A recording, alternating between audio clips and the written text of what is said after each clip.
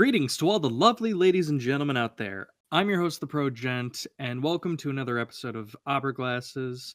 I am joined today once again by my beautiful friend Sam from Oh, the Silver Screen Fiends podcast. stop it, you. Oh, I Hi, can't help it. it's me, Pro uh, Gent. and we are here today to talk about a subject that we both love very dearly. Yes. Uh, and no, it is not anime or cartoons. It's actually film. We Hell, are we are big film buffs. You and I.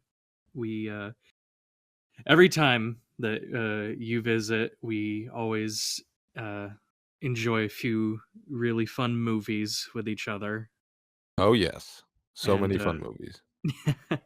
and we've done some movies that I think I've turned Sam into a very big fan of. Uh, and since knowing Sam, my own knowledge of film has broadened because he's probably one of the most informative people I know when it comes to the subject. What he means to say is I'm a psychopath. You are, but you're my psychopath. Love you. Love you too. So, what I thought we could talk about today was one of our favorite film companies. Yes. Uh, one that does a lot of great work, that puts out a lot of fantastic films with a lot of wonderful content attached to them, and continues to preserve films that deserve to be preserved. Deserve to be Uh, preserved. yes, Like that. I am of course talking about the Criterion Collection. The Criterion Collection, what's that? Well, Just Sam, I'm kidding. glad you I know what it asked.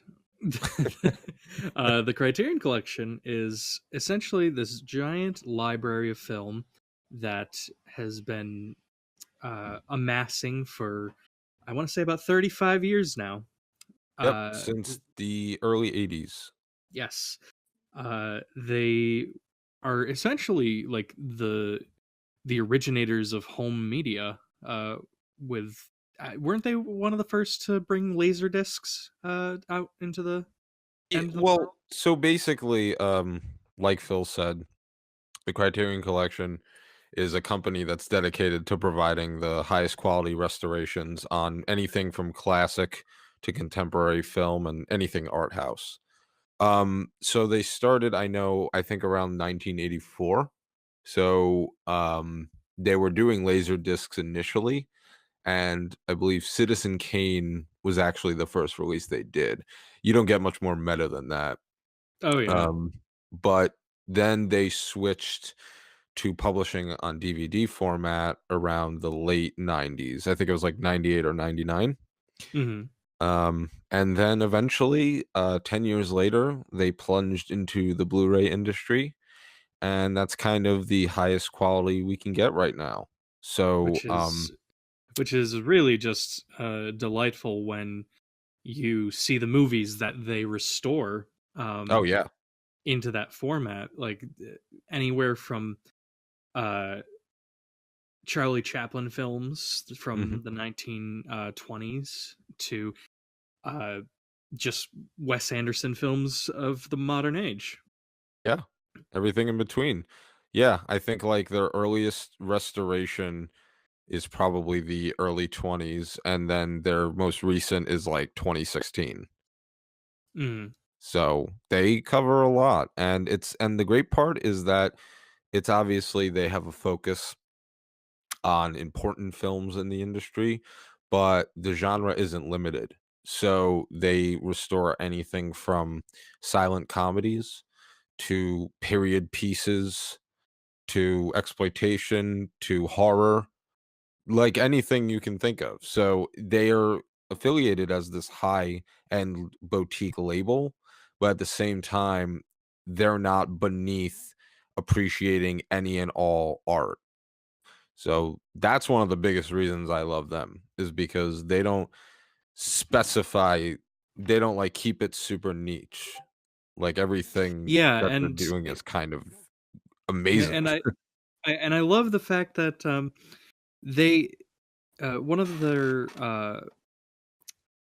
distribution agreements is through Barnes and Noble, which is a store that a lot of like college students will go to do a lot of studying or their Yep. homework, and you'll get all these older and younger people coming to just spend some time in a bookstore. And then if you go into their television movie section, you have this entire section of that area just dedicated to Criterion. And oftentimes they have uh, Criterion also like around on like display shelves and other areas of uh, the store, and you start to wonder like what is this label, and why do they advertise it so much?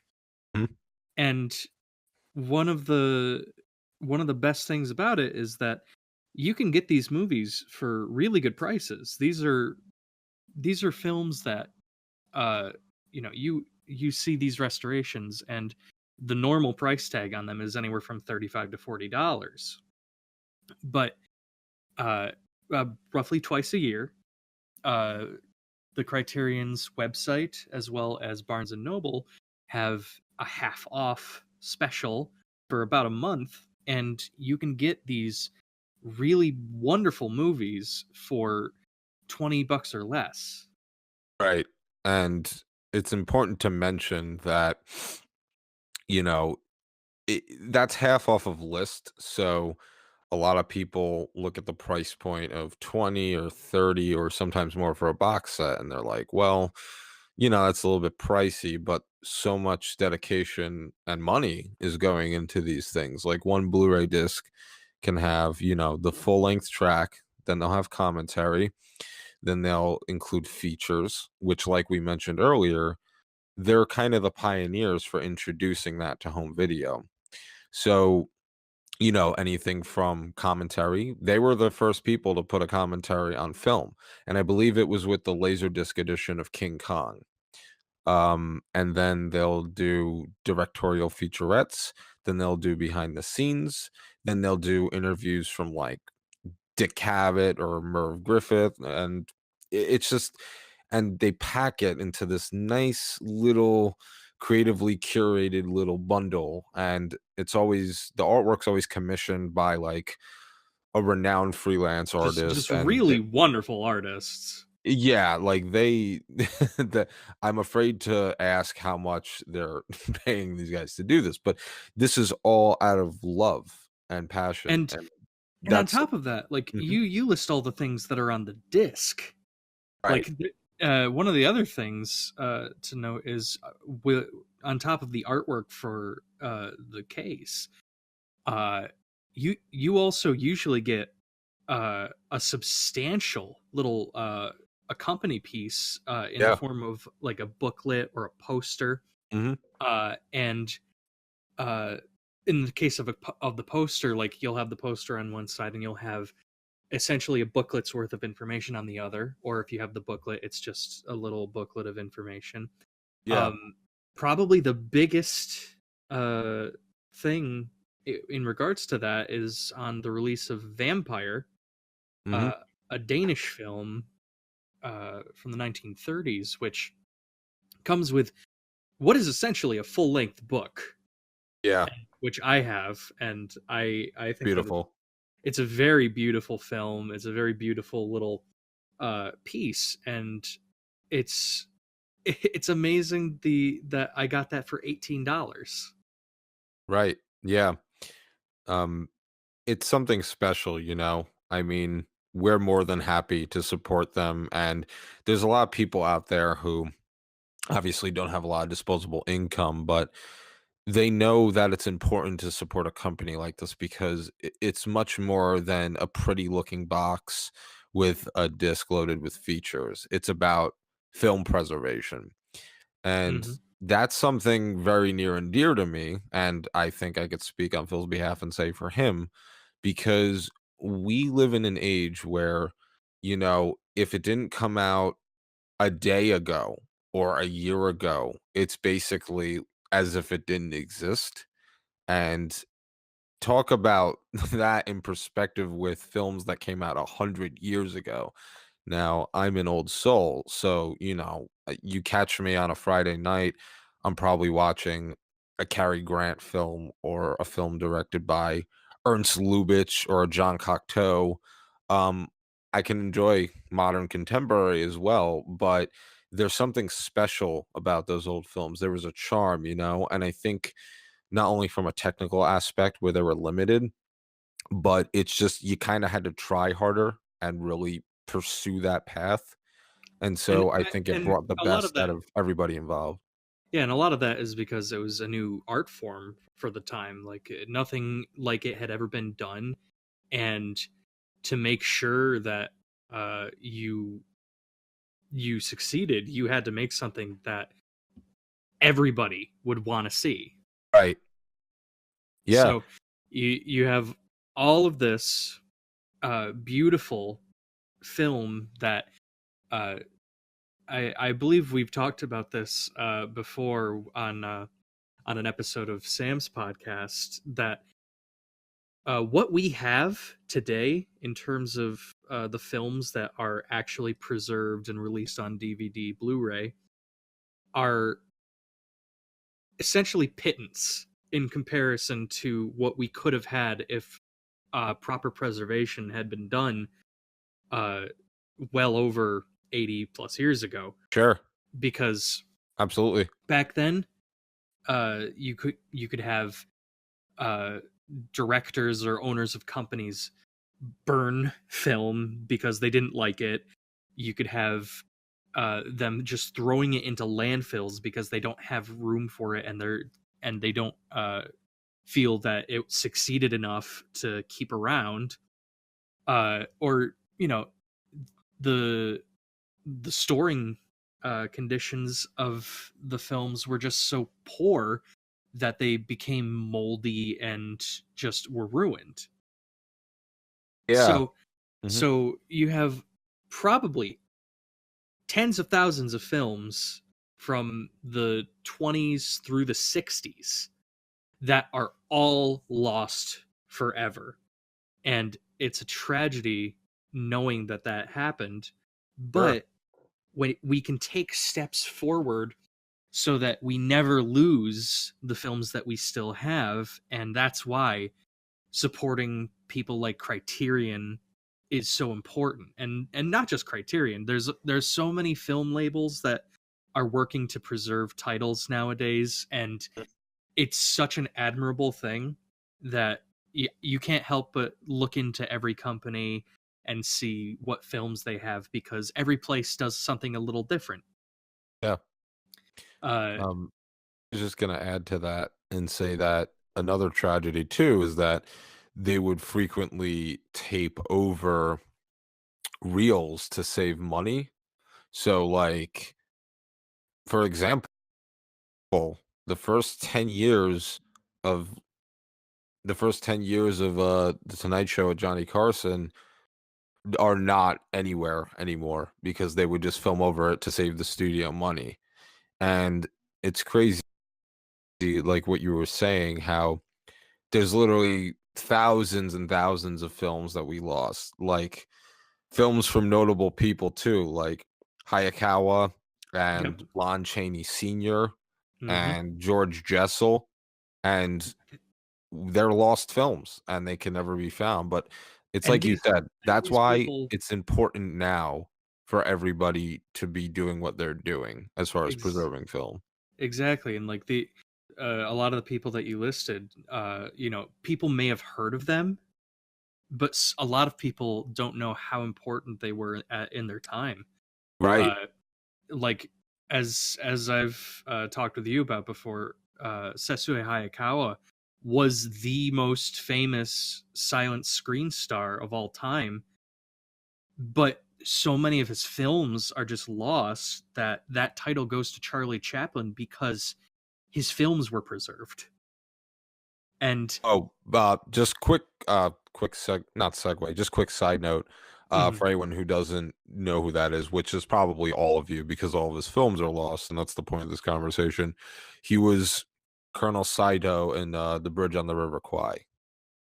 Which is one of the best World War II films that also features Sir Alec Guinness, who Hmm. you may know from Star Wars, the original series, as Obi-Wan Kenobi.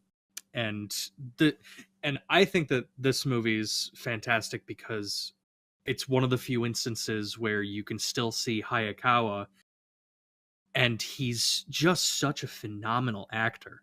Yeah, He's one of the best Japanese actors that ever lived. But no one gets to really know that because he only has a very small filmography that still exists. yeah, But yeah, hmm, all that sad stuff aside, yeah. uh, Criterion is a wonderful, wonderful company that does a lot of hard work. They actually operate outside of my home state. They operate in New York City, Good uh, old New York. and I live upstate in the boonies towards the Adirondacks. But it's nice that a company that does so much work is just a few hours away. Yeah, Because this sounds like something that you'd probably hear doing work in like California or possibly Texas. yeah. Because I would say Cali. Yeah, yeah, because the conditions for preservation are a lot better out there uh, for film. But when you're upscaling things and you don't need to reserve the film reel uh, as uh, as permanently as you need to back in the day, you can do the upscale at the location in New York, and then you can send the film reels back to a vault in California and make sure that nothing happens to it. hmm, Um, Also, another little side note. I think this is such a little cool thing that the Criterion was actually the first company to introduce the letterbox effect on films. yeah. The format. Yep. Which, for anybody that doesn't know that, that's basically widescreen. Yeah. You have the black bars that put the film into its proper aspect ratio as it was originally presented. Which, uh, just a little side note, I think that's cool. Yeah, I mean, it's they did a lot. They're continuing to do a lot. And it's a shame to think like if they weren't around, like would people even know half these films or directors? Like I have to personally admit that, you know, prior to collecting these movies, I didn't really have a fundamental grasp of, I always knew who like Orson Welles was.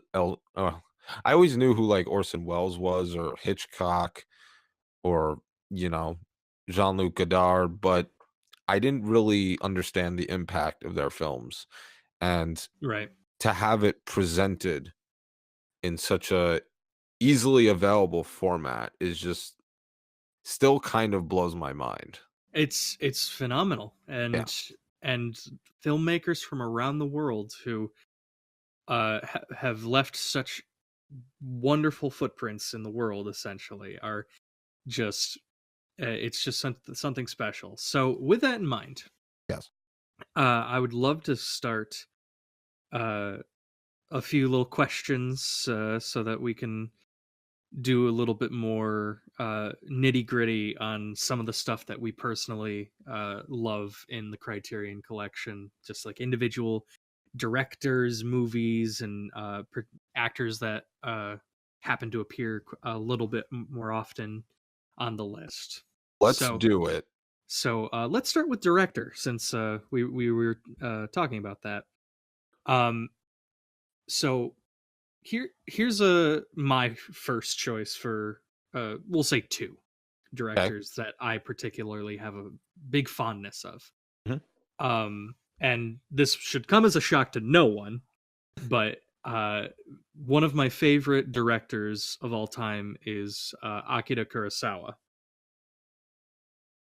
For anybody that doesn't know who Kurosawa is, he created many of the best films of all time. Not only from my opinion, but the opinion of many critics. Uh, Yep. he made Seven Samurai. He made Rashomon. He made Throne of Blood, High and Low. These are all films that are absolutely wonderful. Each has such a distinct style. Um, and everything about the films that he makes is just so meticulously perfect. Oh yeah. There's no detail that was put in there that was meant to not be there. The every character, every line that they say, the places that they're in, the gestures, the props, everything is just so meticulously designed, and it's this attention to detail and this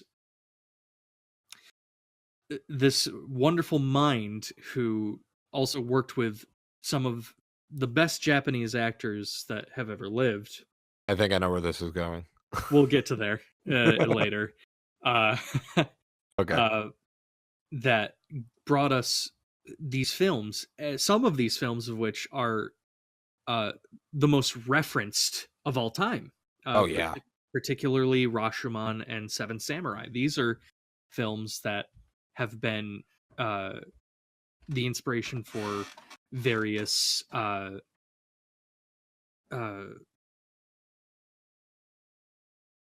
different different films that take on the same style of story. Uh, if you've never seen Seven Samurai, you may have heard or have seen The Magnificent Seven, a cowboy flick from I want to say the 60s, is it? I believe so. Yes. Which is just Seven Samurai, but in the Wild West. And if you haven't heard of that, then maybe you've heard of A Bug's Life, a nice little Pixar movie, which is also heavily based on Seven Samurai. It is You just mean about, Kurosawa didn't direct that? I mean, I think he was still alive when A Bug's Life was made, so maybe he did. Possibly. He probably died in the early 90s, right? He died in the late 90s, Oh, actually. late He died 90s. in 1998. Oh, okay. Maybe he was alive. I don't I know. think A Bug's Life came out in the mid 90s, so he might have been able to do that. But Well, it's confirmed Kurosawa directed A Bug's Life. Anyway, but for anybody that doesn't know the story of Seven Samurai, it's about a village of farmers who are being ravaged constantly every year by a group of bandits. They come, they take what they want, they rape the women, they just ruin everything. And wholesome. the farmers have just had enough. So the farmers go out in search of samurai to protect them from this yearly raid from these bandits. And each samurai that ends up joining them has a very distinct personality. They're all played by absolutely wonderful actors. And the first half of the movie is mostly talking. It's mostly just the various samurai talking to each other about whether or not they know each other or their Mhm. sword styles, trying to get other samurai to join them. And then almost the entire second half is a giant battle sequence, and it's one of the finest films I've ever seen because Yeah. I described this to you, and I leave off the fact that it comes with about a 3.5 hour tag. Oh, This yeah, it's is this is a long movie. intense. Yeah.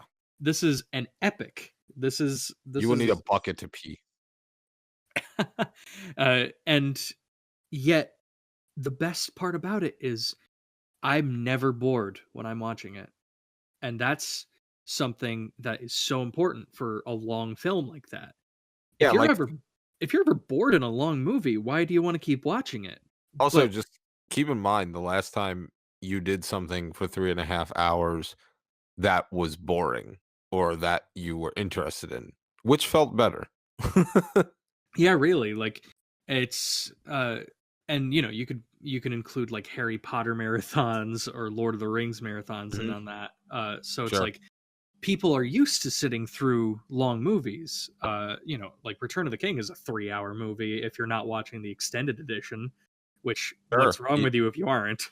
Even since back then with Gone with the Wind, they injected a actual intermission into it, which is what they did anyway during stage performances, but Exactly. yeah. And there is an intermission in Seven Samurai as well. Mhm. Which I mean, that was normal for that time period Yeah, between like the 30s and the 50s. There was an absolutely. intermission It was status quo. just stuck in the middle of a movie because it was usually longer. It was meant to be a nice long evening out. It was essentially a night at an opera or a musical. A Night at the Opera? Exactly. Yeah, it all stems from variety theater and vaudeville and burlesque and Broadway, you know. That's something that was considered because that's kind of when we're talking about transferring to a new medium, you kind of try to preserve what made sense and also expand on it at the same time. So this is what they would do because audiences were conditioned to come to the opera, have a good time, be entertained, but then get a little bit of a mental break because there was a lot going on and you wanted to be able to process it. And it Yeah, also, just yeah, take a little time to digest everything that you experienced and then sure. go into the last half of it with some fun expectations on what could be happening. Sure. Yeah. Um, I also want to note that Kurosawa is also one of my favorite directors, and he's actually on my list too. But what I was going to say is, you were talking about the cultural significance of his films, and their heavy influences on modern media. Yeah, Hmm. I mean, Seven Samurai was really the first wandering man film. I mean, they Yeah, actually are the Kurosawa's Seven Samurai is the reason that westerns exist. Like yeah, before that, yeah, it didn't exist. That wasn't a genre of film. So, and if you look at like any Clint Eastwood movie, like Fistful of Dollars or Good, Bad, Ugly, like you can see heavy references, not just from Seven Samurai, but really from most of Kurosawa's work. yeah. And Kurosawa also sort of became like the best at it because while westerns became popular in America, samurai flicks have always been popular in Japan. Sure. Yeah. Particularly up until roughly the 70s is when they started to sort of peter out, but they were still making really really great ones in the Sure. 70s, and that's actually like an era of that's some of my favorite era of samurai flick because of like that's when uh color was a lot more popular in Japanese film, and there was that neon paint red whenever someone was cut, and like it's so 70s, and I Yeah. love that about it. It's like the heavy saturated corn syrup. Exactly, and I love that sort of thing. Yeah, me uh too. and a lot of Kurosawa's samurai films are all black and white, so you don't Mhm. really see that. Yep. And like with Clint Eastwood, some other Kurosawa films that emulate that quite a bit would include uh, Yojimbo and Sanjuro, Yeah. which I know. I don't know if they're one of your favorites. I do know that they're one of our another friend of ours favorites because it's these are these are actually like weirdly funnier films Yes. because the main character is a bit more snarky, and he knows he's the best, so he tells people what to do when he comes to help them, which is just such a fun aspect. Mhm. And it's very much that western style, like this wandering vagrant wanders into a town and the town is plagued by something, probably a bandit or an evil person who has a gang, and they solo the entire gang by themselves, pretty much without any problems, Yeah. which is just such fun when Kurosawa does it, because the characters he writes are all so fun. Oh yeah. Especially any role that Toshiro Mifune is given, who is usually his leading man, And the best boy. which, all things considered, another interesting fact about Kurosawa is that before his film Drunken Angel, Mifune was an unknown actor. Right. Mifune was just a non-existent person in the acting world of Japan until he was cast as a lead in Drunken Angel, and it just skyrocketed Mifune to stardom because he is easily one of the best actors to ever live. But we'll get to him in a little while. Sure thing. And that's all true. I agree. Uh, and on top of the samurai flicks, he's also done dramas, which this is a complete shift. Yeah. Hmm. And not just dramas that are period pieces. One of Kurosawa's finest films is Ikiru, which if you have you ever seen that? I have, yes, one time. It is a film about uh, a government worker who essentially worked his life away, just doing what he was told, and right when he's getting to retirement, he's told that he's gonna die. Yeah, he has cancer. And so he's thinking to himself, I just wasted my entire life doing something I don't even like. Right. So the entire rest of the movie is him getting out of the box that he's put himself into and making something special happen. Specifically, he wants to make a park for just kids and their parents to go to, because this is post-war Japan, and a lot of cities are still filled with slums from firebombing, and it's a sad state seeing uh, the city and the locations that you'll see sometimes in the disrepair that they're in. Yeah. So the entire movie is just a slow story about this man doing everything in his power to make this park happen, to go out uh, go out doing something that matters. Yeah. And this is such a beautiful film for that. The lead in this is another one of Kurosawa's regulars, Takashi Shimura, who is also just a fantastic, fantastic leading man that appears in a lot of Kurosawa's movies. Well, I love him in Rashomon. Yeah. Oh yeah, he's a wonderful character in that, and the he's one of the seven samurai. Yeah. He I think he's also actually in the original Godzilla, if I recall. Yeah, he which is was actually. which is really cool. Yeah. Um, Little trivia. but the second half of Ikiru is also something really interesting, because while the first half is mostly shown him going through his final days, doing things to help the people that he meets, and having this sort of burgeoning friendship with this young girl from his office. The entire second half is held at his funeral, and it involves people getting drunk, talking about the things that he did, talking about who's taking credit for what he did, and it's just this real interesting period uh, look into in how government workers were treated back in that time. Sure.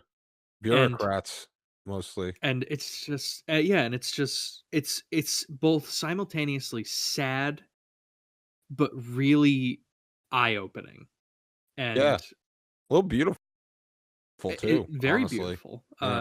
and one of the best scenes in the entire movie is when they're talking about who's taking credit for what, and the last time that he was seen alive, he was in the park that he helped build on a Mhm. swing, singing this really sad song, and the scene that you actually see him doing that is just it's almost heartbreaking, but it's at the same time so enlightening and fulfilling because he did what he set out to do. He has no regrets left, and that's essentially where he dies. And all of that is just so wonderful. It's such a beautiful, sad film, and I love sad things. Like I'm one of those people that really appreciates sad things because it makes me really appreciate the happy stuff. Sure. So Absolutely. Ikuru is just one of those movies that's just it's a dose of sad with a little bit of happiness throughout it, so you're not like always sad the entire way, but there's so much good that comes out of the sad stuff Oh, yeah. that it feels good. It is a feel good kinda movie in a Yeah. depressing way, but you gotta look below the surface. Yeah. Um and the last movie that I wanted to bring up amongst Kurosawa's films on the Criterion list is actually one of his last films, um from the 80s, Dreams. Uh-huh. Is this one you've also seen? That is a good one. Yes. It is. So Dreams is completely different from pretty much any of his other films. Dreams Yeah. is segmented into little stories that are all just really beautiful for Yeah. different reasons. Um, and my favorite ones are, I want to say most of my favorite ones are towards the beginning. Um, the first one involves a child going into a forest and witnessing uh, Oh, yeah. a, a traditional Japanese folk tale of a fox wedding, Yes. which uh, it's all it's all people in makeup and these really wonderful costumes, and the music and the pacing of it is just mystical, Mm. and uh it's just something to behold. I love that entire sequence, and it's actually something that I love to see because um in an anime film that I also love, Isao Takahata's Pompoko, Oh, yeah. when they're doing this big parade of ghosts to scare away the people of New Tama Hill. uh One of the first things that they do in this parade is a fox wedding, and it just reminded me of that little snippet from Pompoko, and it was just like, oh, this is so beautiful. Really is, and the cool thing too about it, I read somewhere on some forum that Kurosawa actually, for that whole sequence, he built a replica of his child home. Yes, Like, that yes, was basically Kurosawa's childhood. which is just so beautiful. And I think this is the whole movie was just based on actual dreams that Kurosawa had growing up. Yeah, I think so. Um, so like these are the sort of dream sequences that you'd expect from like this visionary film director.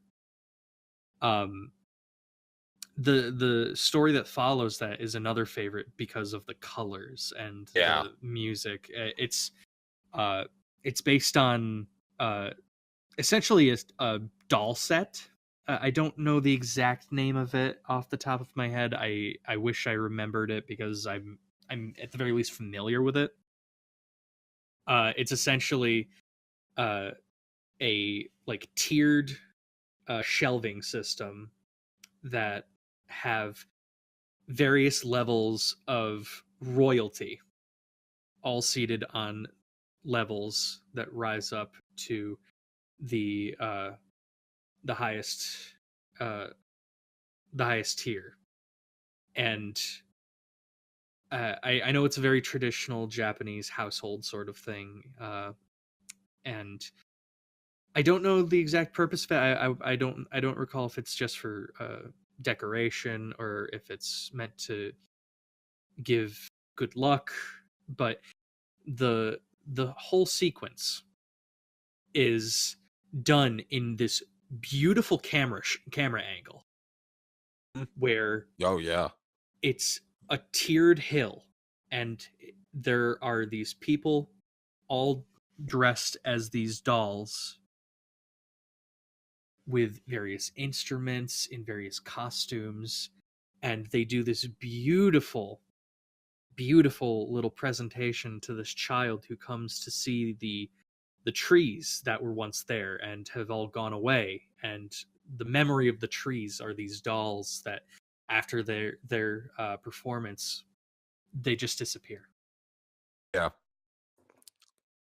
And that is just such a visual treat to watch. From there, there's a lot of other stories that varying degrees of really good to okay. Mhm. Um, there's one sequence that is a little long for what it's doing, and while I do love the story for it, it's it drags on a little bit, which is the story of these mountain climbers who are stuck in a Oh, blizzard, yeah, the and blizzard. Mhm. and the only one that is awake through the blizzard sees a Yuki-onna try and come and steal his life away. And it reminds me a little bit of the Yuki-onna story from the film Kwaidan, which is also on the Criterion Collection. It is. But it goes on a little too long. It's like shot in like slow motion, Yeah. which it's fine for what it is. It's just it takes a little too long for me. Yeah, yeah, I would agree with that. Um, I think the last, uh, not the last one, but one of the ones in the middle involves a soldier who goes through this pitch black tunnel, and Oh yeah, the tunnel. Mhm. and I love this is another one of my favorites where he goes through this tunnel and he comes out, and after he comes out he starts to hear marching, and he stops and he's waiting, and slowly out of the darkness come these very pale bluish faced soldiers who are all marching to greet the soldier who walked past, and he was their commanding officer during the war, and they don't feel like they can pass on because uh, they all died without him giving his final orders to them, and like Yeah. it's just such uh it's heart-wrenching in a way. Like I think that could in itself be its own film if you did it right. I think so. uh and I just love everything from the way that the ghost talks to the way like they painted the faces to look like just the blue and the whites that really make it look spectral, and the sound from the tunnel as they march into it and out of it is like it's so powerful. Or the anti the anti-tank dog that runs out with explosives strapped to him. Oh. Weird bit of levity, I suppose, because it's just like, wait, what? Yeah, I know. Um, Relevant though. yeah, there's two sequences towards the end that are kind of not my favorite. One involves these people trying to escape from uh, a volcano eruption, and it's okay. It's probably my least favorite scene, Yeah. and then that is followed by the scene of a man wandering this wasteland filled with giant flowers and uh, people that have turned into oni essentially because they have horns growing in their heads and uh like he sits down and he talks to a man who has a horn and he talks about how the people with only one horn are ostracized while the people with two horns are the ones who really run things and So the, it's basically the Sneetches. yes sort of in a way Yes. and the whole the set design for that one is one of my favorites because like the giant radioactive plants like you could see that this could possibly have been a continuation from the volcano eruption story. Yeah. Hmm.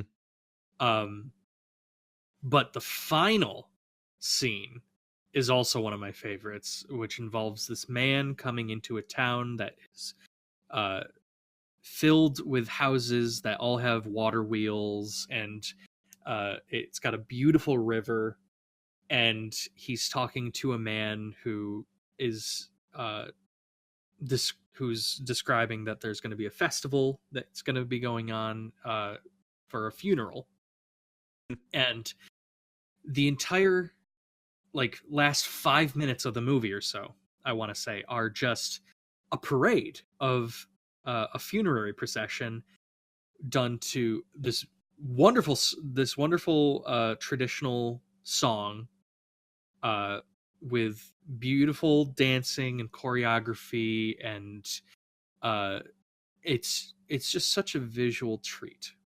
Uh-huh. For sure.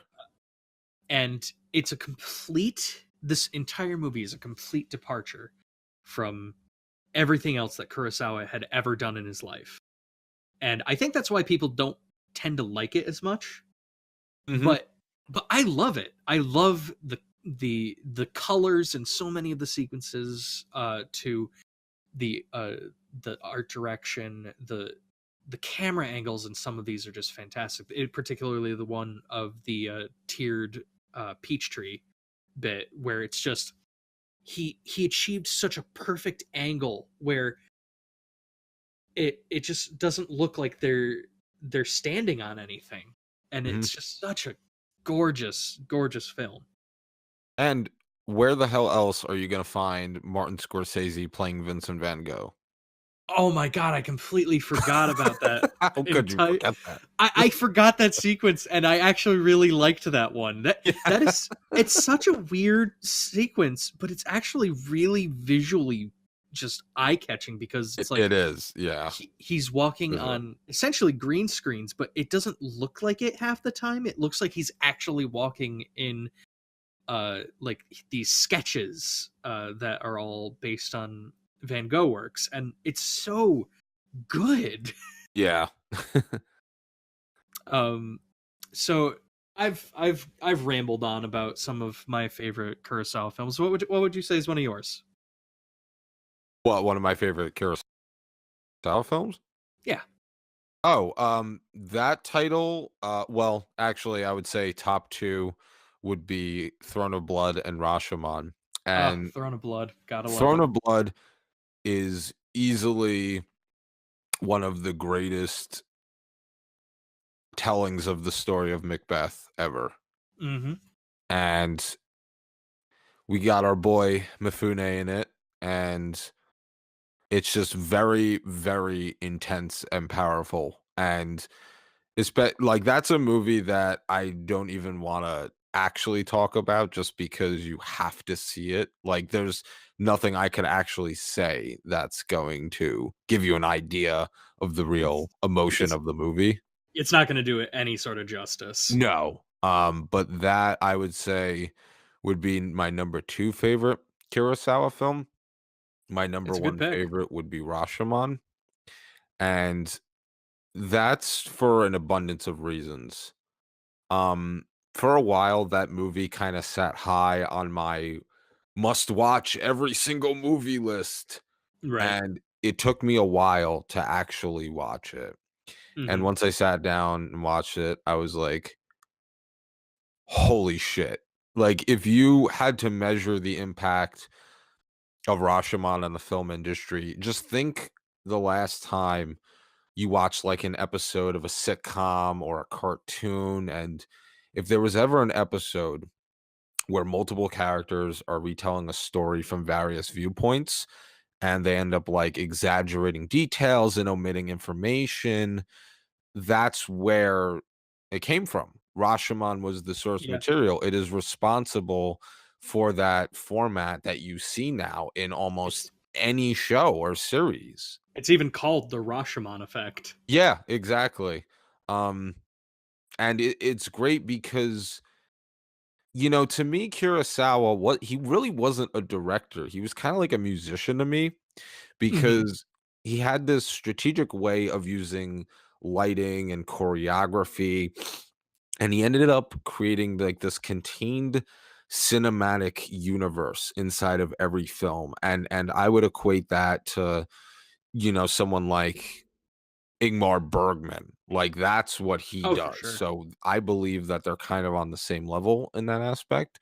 For sure. But Kurosawa always kind of sculpts this experience into, like, what I can equate to one long suspenseful scene in a really dramatic play.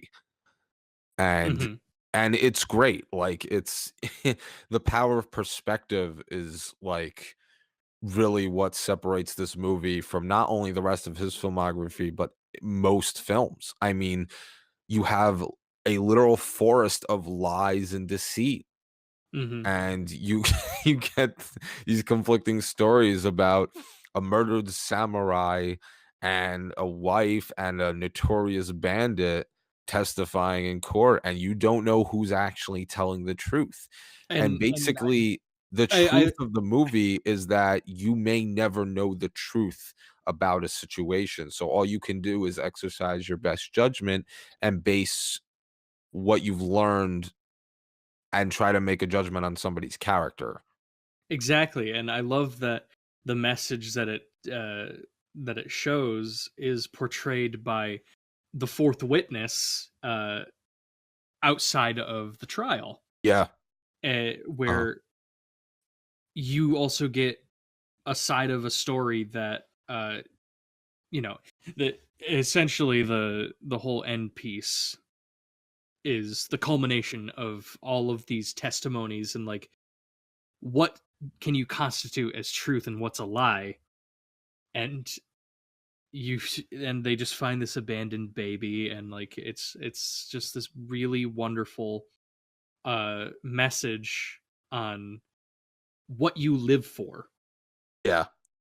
And I think that that's just such a good message on one of the few films that I could say is genuinely perfect. Yeah. I mean, I don't really think it would be unfair to say that this is almost, in my definition of perfect, a nearly perfect film. Yeah, So yeah, I would say those are my top 2 Kurosawa. Of course, honorable mentions would be Seven Samurai and To Live, but of course. I would say, those 2 have had more of an impact on me. Oh, sure. And Yeah.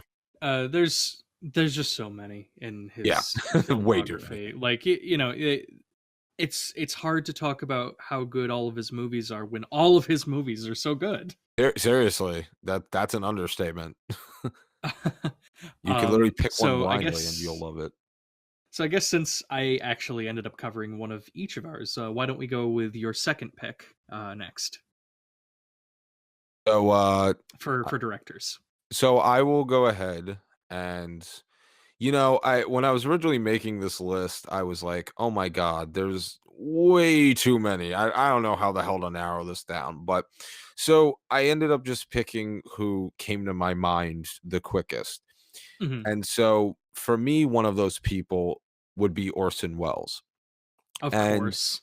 a lot of people, unfortunately, in the modern era, for anybody who actually knows a little bit about film and has heard the name Orson Welles, chances are you've attributed the name to this drunk babbling buffoon who's meme worthy. And Oh, the right. French champagne. And for anybody that doesn't know this, there's just this wonderful outtakes of a commercial for champagne where Orson Welles is absolutely plastered on set that Ye- Sam and I reference so much. Yeah, yeah, it was for he would later in his I was going to talk about this, but this actually ties in perfectly. Late in his career, he was struggling for money, so he would do a bunch of infomercials and commercials, and one of the biggest jobs he got was for Paul Masson champagne and wine, and he was completely shit-faced for the entire recording session. It's on YouTube, and actually recently, recently as in the past year, I actually saw a clip of the finished product, and Oh, he really? actually yeah, they actually got one usable take from it all. That's amazing. That is I know, it amazing. was like, I couldn't even tell he was that bad, but, anyway, so the reason I love Orson Welles is because he was essentially kinda like the bad boy of his generation and film. And Oh, for what I sure. what I mean by that is, like, so, when he was younger, he didn't know what the hell to do. And so he ended up getting into theater, and he was a really big fan of Shakespeare, which is why later in his film career, he ended up doing a ton of stories, about Shakespearean characters, like Chimes at Midnight, which chronicles a guy named John Falstaff, who is this big, drunk, bumbling buffoon who only appeared in like 4 Shakespeare stories very briefly, but he was such an interesting subject that he decided to include him, and obviously Orson plays him in that, and, Mhm. and then he did, like, a telling of Macbeth, and I think he even did, like, Hamlet, but yeah. So, He did Othello as well. yeah, Othello, right, yeah. So he did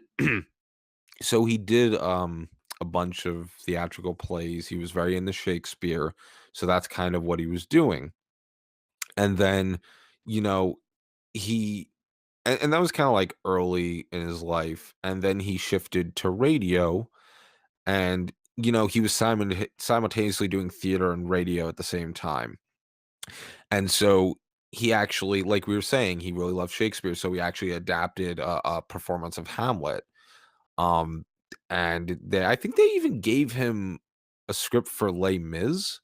I could be wrong with that, but, Mhm. anyway, so then we move on to the Mercury Theater program, which is where one of the most famous things he ever did and one of the most famous radio performances ever given took place, which was the War of the Mhm. Worlds Which broadcast.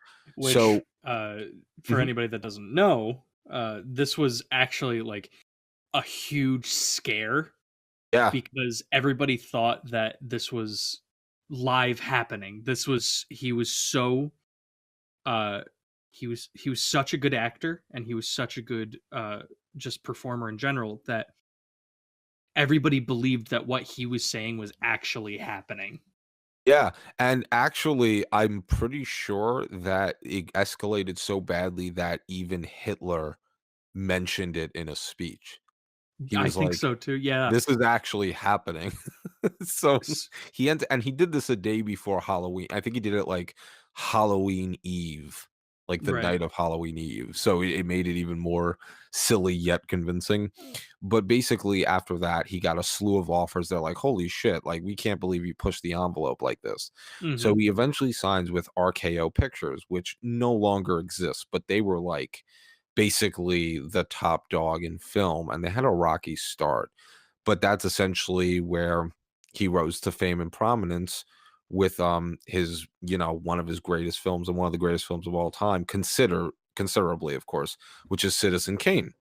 Mhm. So this was the third offer he actually got approved for. It was the third offer he had. That he wanted to do 2 other movies. This one was the one that got picked up. So basically, uh after like hundreds and hundreds of pages, he ends up recording it, and it attracted like a whole bunch of great technicians and cinematographers in the business because they essentially gave Wells, rights to do whatever, and one of the most lucrative contracts anybody could receive at the time. And that's not to mention the fact that he didn't even have any prior film work to even prove his worth. They gave him all of this just based on the fact that they saw real promise in him.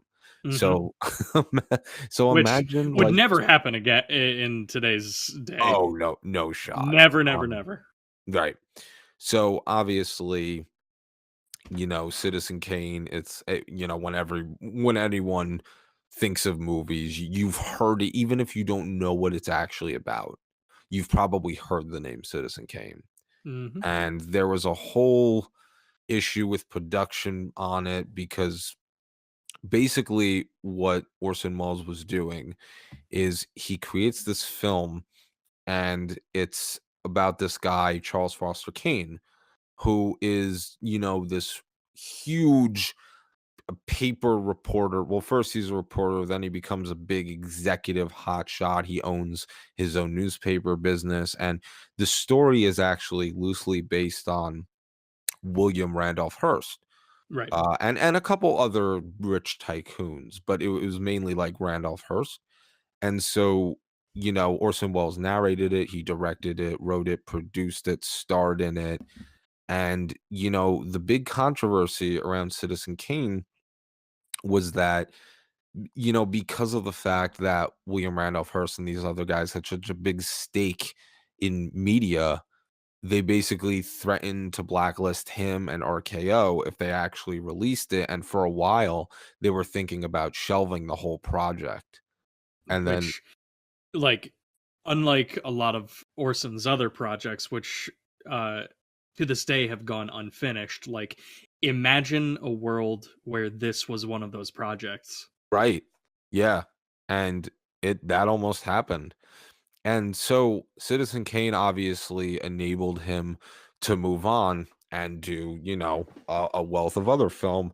And of course, he struggled through time, but his next film, which he was still with RKO, obviously, was The Magnificent Ambersons, which is not really a known film, but I think it really should be because this is another classic case of somebody who, he just and when Orson did Citizen Kane, he was like 26 years old.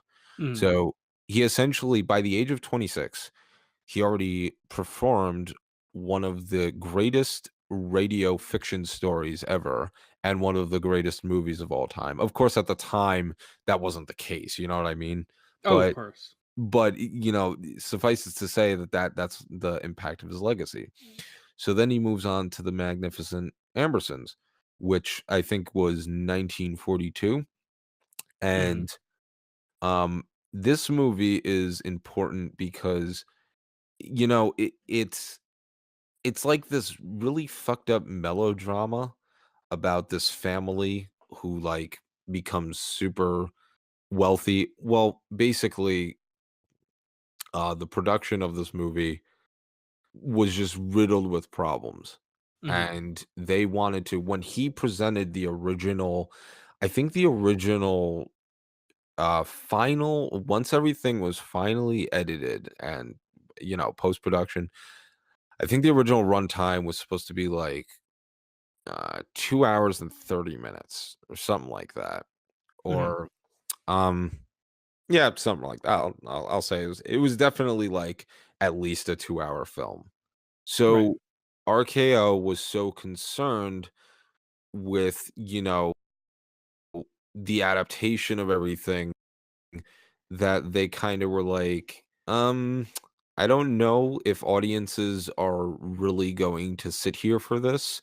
And I think they even like had a focus group watch the film, like the original rough cut, and they received like such a mixed response that RKO was afraid to release the original version. Right. So he went back and forth, and they had to delete like over 40 minutes, and they reshot the ending. And unfortunately, this is the price he had to pay, but at least he got the film out in the world. But the thing is, it was forgotten for a long time, and then recently, well, I mean, unless you're a film buff, you'd know about it, but Criterion recently did a restoration of it, and it's beautiful. Like, Very recently, in fact, wasn't it? Within the last year? yeah, yeah, it was like 5 months ago, I think. Yeah, so like Um, this is very recent, and if you have the chance to get this or see it, um this is just such a cool movie. yeah, it's, it's, really, I would say, like, out of all of Wells's works, I think see, I don't know if I'd say it's really hard to say because it's kinda like what you said with Kurosawa, like, Yeah. you love all of his films, and it's kinda hard to, you know, properly rate them because 'cause you're like, "Oh, they're all perfect." So Yeah, it's hard when such a good director has just such a good body of work. sure. Mhm. Um, and, you know, it's kinda like I guess just to I didn't really talk about the plot, so I guess just to sum it up, it's just like it just captures, like, that age-old rise and fall story of, like, this sophisticated family, Mhm. and you just see like the very progressive deterioration of a family and a boy who's like spoiled rotten and it's all about greed and it's very very relatable to anything these days. Like just think of like the last fight at dinner you had with your family and multiply that by 5 and just throw in like a whole bunch of paranoia and greed, and that's basically the movie. Yeah, that is something special. Yeah. I mean, I've been meaning to pick it up myself because you've absolutely loved it since you picked it up, and yeah. usually that's a really good indication that I'll enjoy something because Sam and I have we have a lot of similar tastes in the films that we watch. Sure, yeah. So we usually trust each other's opinions on uh, our pickups when it comes to Criterion. So we'll throw things back and forth and see what works best. Yeah, and, you know, Wells, I think, like I said, it's hard for me to, like, make a top list, but I would say goes without saying, Magnificent Amberson, Citizen Kane, Chimes of Midnight, like I said, the story of John Falstaff, about greed and deception through the eyes of Shakespeare, and he also did this, actually, it was his final actually completed movie, which is F for Fake. So it came out in Mhm. the early 70s, and it basically follows the story of two infamous fakers in the art world. So they would like forge paintings and such. Mhm. And it's great because the way that Wells shot it, so it's supposed to be a documentary, but then at times it feels a little bit like a self-aware mockumentary, and then sometimes it feels like a fictional story. So it's funny because you know the main plot is he's exploring, you know, the elements of fraud and people who commit fraud at the expense of others, but then there's like this whole other layer where Wells is essentially fucking with the audience, and he's like he's like, "You actually don't know what this is, do you?" And like, so Wells was also a big fan of magic, so he kind of injects that into this. Like, that's what I love about Wells too. Like, there's so many elements of his personal life in his films, like F for Fake, his love for magic and deception. The Magnificent Ambersons, you can clearly see a portrayal of his early life because of the Mhm. way he grew up. And even Citizen Kane, his the way that he wanted to rise to power and gain fame. So that's what I really respect about him. And unfortunately, big movie studios just kind of ended up treating him like complete shit. And there was a wealth of projects that never got finished because he didn't have the money. Now, he's not a saint. He would live a gluttonous life. You know, he would max out cards and cash out the ass that he didn't actually own, and he would end up in this massive amount of debt. And it's crazy to think that a man who is a genius like this was so tortured, but I think that there's a level of tragedy in almost all geniuses.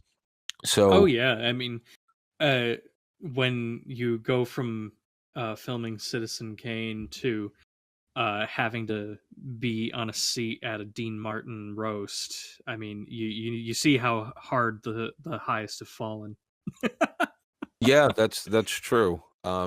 And actually what's crazy is that so very recently we just saw the release of Orson Welles' actual final film titled The Other Side of the Wind.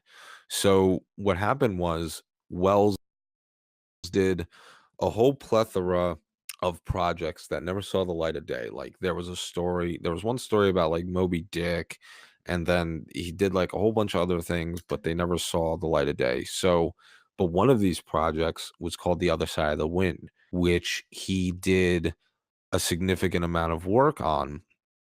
And what ended up happening was he was shooting this in the 70s and then he ran out of money. And then they had like way past his death, there were multiple legal battles. Like, well, even while he was alive, like there was something with the rights. It had to do with the producer, and Hmm. then the film negatives ended up being stored in some like vault in France or something.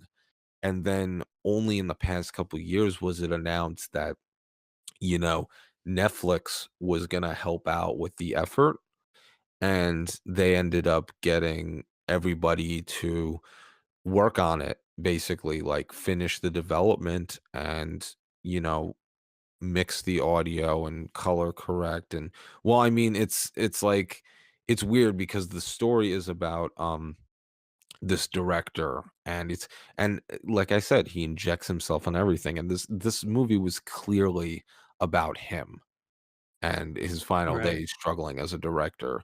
And the director is played by John Huston, great actor and director. Hmm. And so basically it's two films in one. So one film is the behind the scenes of the director and dealing with day-to-day operations and his own torment and tragedy and pity. And then also they'll show the clips of the movie they're shooting in the movie, which is also titled The Other Side of the Wind. Hmm. So they ended up shooting that segment alongside of it. So it felt like a completely immersive experience. And that's what I love about Wells is that with every movie, he tried something completely different. Like he didn't ever try to emulate his style once in a movie, Right. and it all ends up beautifully done regardless. So yeah, it was cool to see that a movie literally 40 years in the making just came out last year. And it And that's something special because the film had the negatives were preserved for that long where we could actually have it actually come and be brought to us. And it's great that a company like Netflix, who uh, they make some questionable decisions here and there, but like great on them for stepping up and doing something like that. Yeah, it's it just goes to show you that we're all in this together. Lovers of film are lovers of film, and we're fighting the good fight. And that's why I kind of laugh when, no disrespect to Mr. Spielberg, but when he's making the argument that like films from streaming services, they don't have a right at the Academy Awards and they're not valid. It's like, look, I understand that you feel threatened that film and form are completely deteriorating. And while that does maintain a level of truth, I would Mhm. argue that what Netflix and Hulu and other services are doing are also they're taking advantage of us moving into this next step of technology while at the same time recognizing that film is still important.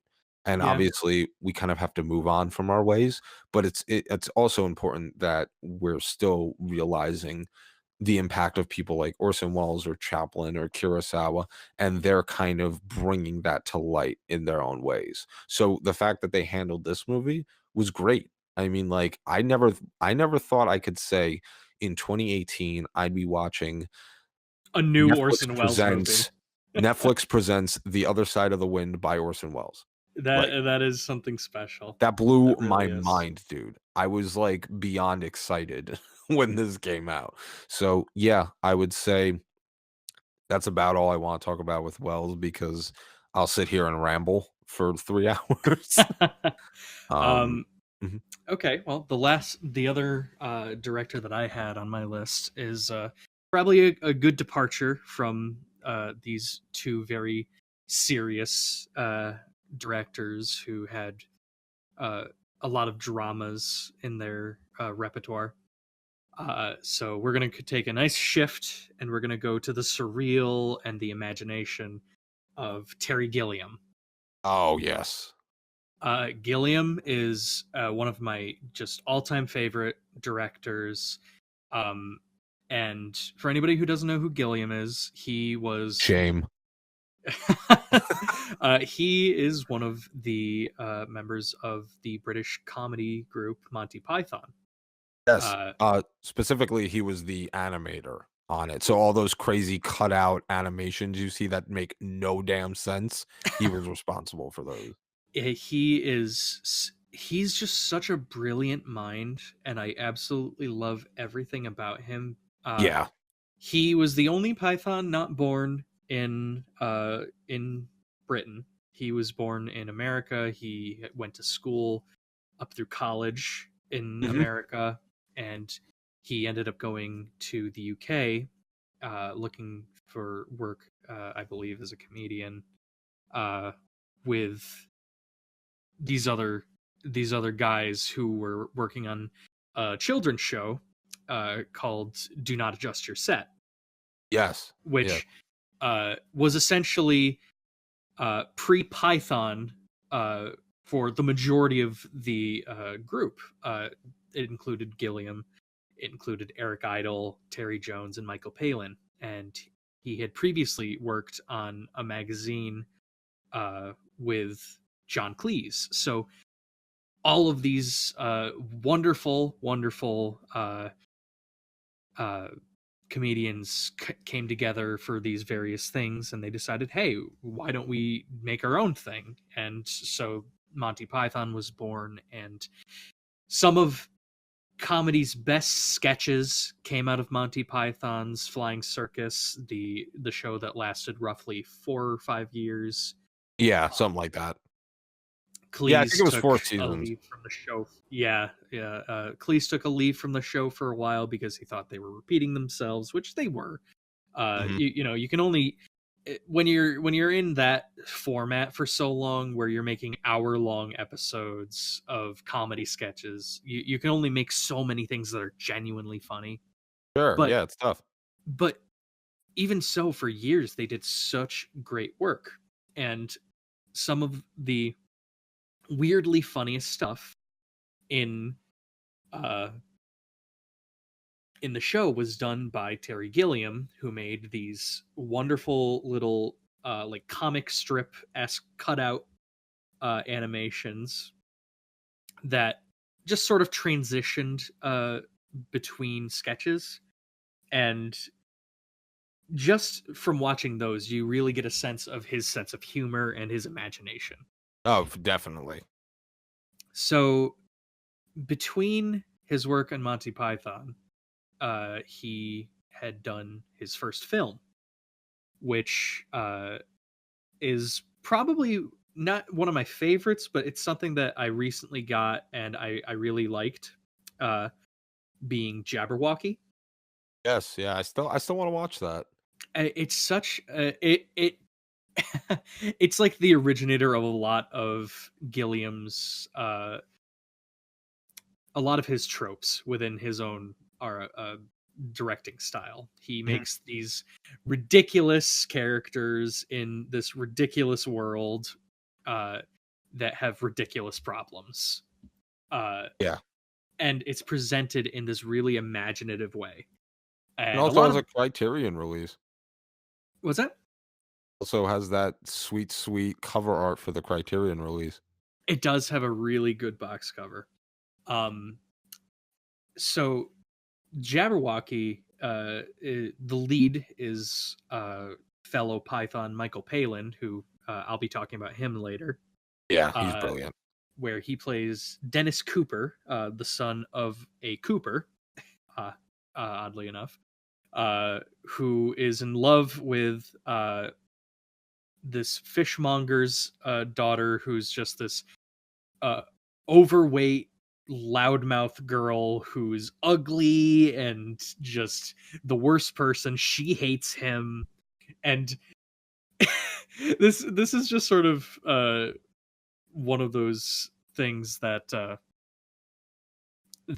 Gilliam is great at, where he writes these characters that are so hopeless uh, in their situation, yet Yeah. they're so happy even though Yeah. they're in this situation. Mhm. uh like like Dennis just gets constantly abused by uh this woman uh who, god, I want to say her name is like Griselda or something. It's just like this, it's like it clearly sounds like someone who's just disgusting. Yes. um and so what ends up happening is that this kingdom is just sort of falling apart, and Dennis goes to seek his fortune at the city, and he ends up getting uh he accidentally ends up meeting the princess naked, of course, because this is of course the situation Yes. that this would occur in, which again, another one of those Gilliam-esque things where it's just like this absolute buffoon uh ends up being the object of desire of somebody completely out of his league. Yeah. uh and he of course sees them in like their most attractive way. So, and the actress Mhm. that they had to play the princess, Deborah Fallender, was just perfect choice because nice body, nice face, very funny with her line delivery. And so to escape from the situation where she thinks that he's a prince who's here to take her hand, he escapes by dressing up as a nun and trying to get away, and just goofy stuff. Mhm. Um, and of course, what ends up happening is that uh, the king, who, by the way, another great Gilliam thing is whenever he gives like a title to somebody, it's always really goofy. So like the king's name is Bruno the Questionable. Yeah. So he sets up this jousting tournament to have a knight slay the Jabberwocky that is plaguing his kingdom, and uh, Dennis ends up becoming uh, the aide to the knight in the fight, but the knight like immediately eats shit. And what ends up happening is like Dennis accidentally kills the Jabberwocky, which I have to take a moment to say that in the scene where they're doing these like canyon shots where the Jabberwocky is, you can actually see like one of the trailers for the production crew. So, oh god, it's so goofy. And Great. so what ends up happening is Dennis slays the Jabberwocky. He becomes the prince, and he has Dennis marry the princess. And Dennis doesn't want any of this. He just wants to go back home and marry Griselda. And and and she ends up getting turned away along with their entire family, and Griselda has to become a nun because she's been shamed, uh and it's just so goofy. Yeah, that's the best word to describe Gilliam, is goofy. goofy and imaginative. Those Yeah. are the two biggest words I would use to describe Gilliam and his work. And also, like, a little side note is, like, one of my favorite little things about the movie is that Dennis gets a potato thrown at him from Griselda early on, and he's like, "I will keep this as a token of our love," and she's just like, "Fuck off." And he actually carries around this potato like almost all the movie, and Oh, that's he's like beautiful. holding it when he sees the princess, and she's just like, she takes it from him, and she's just like, "This is a token of your love for me," and he's just like, "No, that's mine." It's just and it's just so delightful. It's big payoff. Yeah, exactly. You were there for the potatoes story. Mhm. um and the Jabberwocky is definitely just a presentation of a lot of what makes Gilliam Gilliam. It's Yeah. goofy. He loves fantasy stuff. He likes to deconstruct fantasy in a lot of nonsensical ways, which leads me into probably his biggest project ever, which was a film trilogy that he worked on for uh, a good like 7-ish years. Uh, that started with Time Bandits, one of my absolute favorite movies. Uh-huh. Uh, Time Bandits is a the first of 3 movies that Gilliam refers to as the trilogy of imagination, and each of these is meant to show imagination through the eyes of a person. Mhm. And the idea is that Time Bandits was the beginning of this, and it's imagination through the eyes of a child. Brazil came next, and it's through the eyes of a man in probably late 30s, early 40s. Yeah, Like, it's supposed to just represent, like, early middle age. yeah. And then his final film in the trilogy is Baron Munchausen, The Adventures of Baron Munchausen, which I think is. I wish that Criterion released that, but I Oh believe god, another. I know, dude. I know another company did so recently. They actually did a Blu-ray upgrade to it, but Criterion owns Time Bandits in Brazil, Mm. which are the first 2 movies of this collection. Yeah. And Baron Munchausen is imagination through the eyes of an elderly man. So each of these builds upon each other, which I think is great. Time Bandits is about this boy called Kevin, who super imaginative little boy who lives with these very non-caring parents. And one little thing that I love about these movies is that whether or not they take place in like a modern age, there's always this weird dystopian feel to Yes. the Yep. I movies. was gonna talk about that too. Definitely. Because Time Bandits, it's, you see the parents are obsessed with just like what the new appliance is, Yeah. and you can see it's like trying to seem futuristic while simultaneously being very 80s, Mhm. which I think is just really funny. And it's all of this leading into uh Kevin meeting these dwarves who are all played Yes.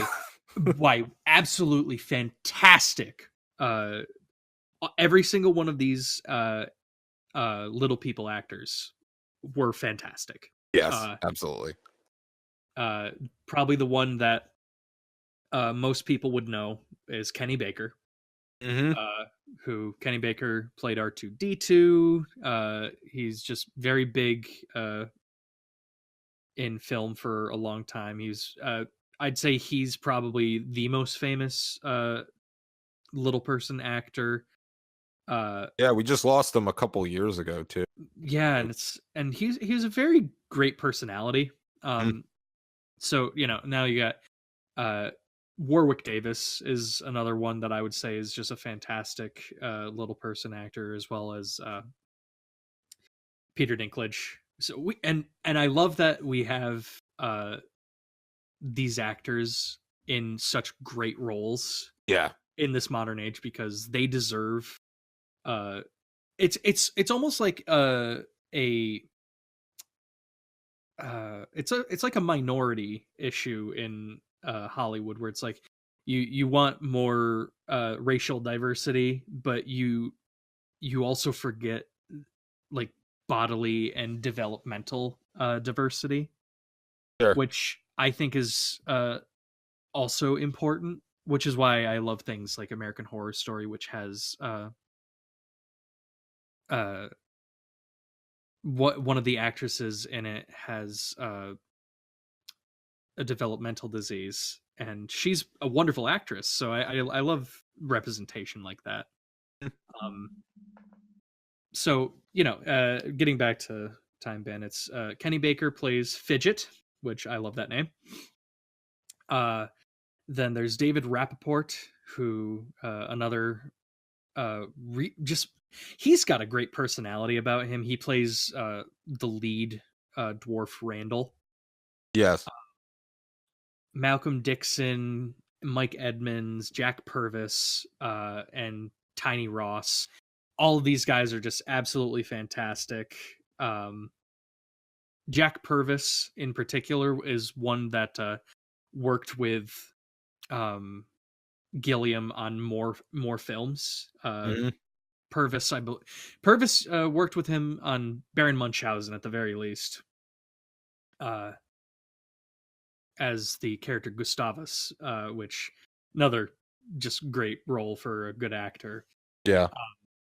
So what ends up happening is these dwarves are trying to escape from this person called the Supreme Being, who is basically just God, because they stole a map to essentially the Yeah. world and time itself. So the whole movie is about them traveling to various time periods, trying to steal treasure, and meeting various historical figures from the times that they appear in, ranging from Napoleon, who is played by Ian Holm, who fantastic actor, appears in pretty much every Gilliam film. Oh yeah. Um, and then they go to the Middle Ages and meet Robin Hood, who I love this part because they gave it to John Cleese. And he plays this like very goofy take on Robin Hood, who, like, all of the other characters in this setting are of the Merry Men are like these ruthless cutthroat dumbasses, and then Yeah. Robin Hood comes in as this nonce wearing green and a big hat and a goofy bowl cut, and he's just like, hello, I'm Hood. You know, you know who he reminds me of? You remember those Starburst commercials, the berries and cream guy? What was that? Do you remember those Starburst commercials with the berries and cream elf? Oh God, yes. A tiny bit. A He little reminded like that with the haircut. me. And in this time period, we also get the first instance of the star-crossed lovers, played by Shelley Duvall and Michael Palin, Yes. which Vincent and Patsy, Mhm. or Pansy, pardon me. Yeah. And every scene that these two are in is absolutely hilarious. Oh yeah. They're great. Like, they're about to kiss, and Shelley Duvall is just hamming it up, and Mhm. uh and Palin is talking about like various like questionable we can't talk about it kind of problems, like he's clearly got a erectile dysfunction in the medieval world, where he's just like, do you have to wear the special anymore? No, I don't have to wear the special. Yeah. uh and you see them again on the Titanic, where he has like this giant mole on his nose, and he he's hiding the fact that he wears a hairpiece, and Yeah. it's just so goofy. Yeah. But before they go to the Titanic, they go to Greece, where Kevin meets King Agamemnon, who is played by a somewhat None other young than Sean Connery, yes. who he looks fantastic in this film. Only Uh, second to Zardoz. oh God, please don't bring up Zardos. I don't need that weird thong in my Oh, you mind. you need it. um so after their adventures in Greece and on the Titanic, they end up in the time of legends, which is essentially like a fantasy world, where uh, they're kidnapped by an ogre, played Mhm. by Peter Vaughn. I want to say is his name, Vaughan, I think so. something like that. Who's just he's called Winston, which I love that. That's a great name for an ogre. Yeah. Uh, as well as his wife, who is played by uh, Catherine Hellmond, Mhm. who sadly just very recently passed away, Yeah. about a little over a month ago. Mhm. Uh, and they're just this sort of like elderly couple, and they're goofy. And all the while that the dwarves and Kevin are going through these uh time vortexes to these various places, the the being known as simply evil is watching them and trying to catch them, who's Yeah. played by actor David Warner. uh Fantastic man, I love Uh-huh. him. uh and he has these bumbling sidekicks, who he essentially kills for sport, even when they ask good questions. Like he turns the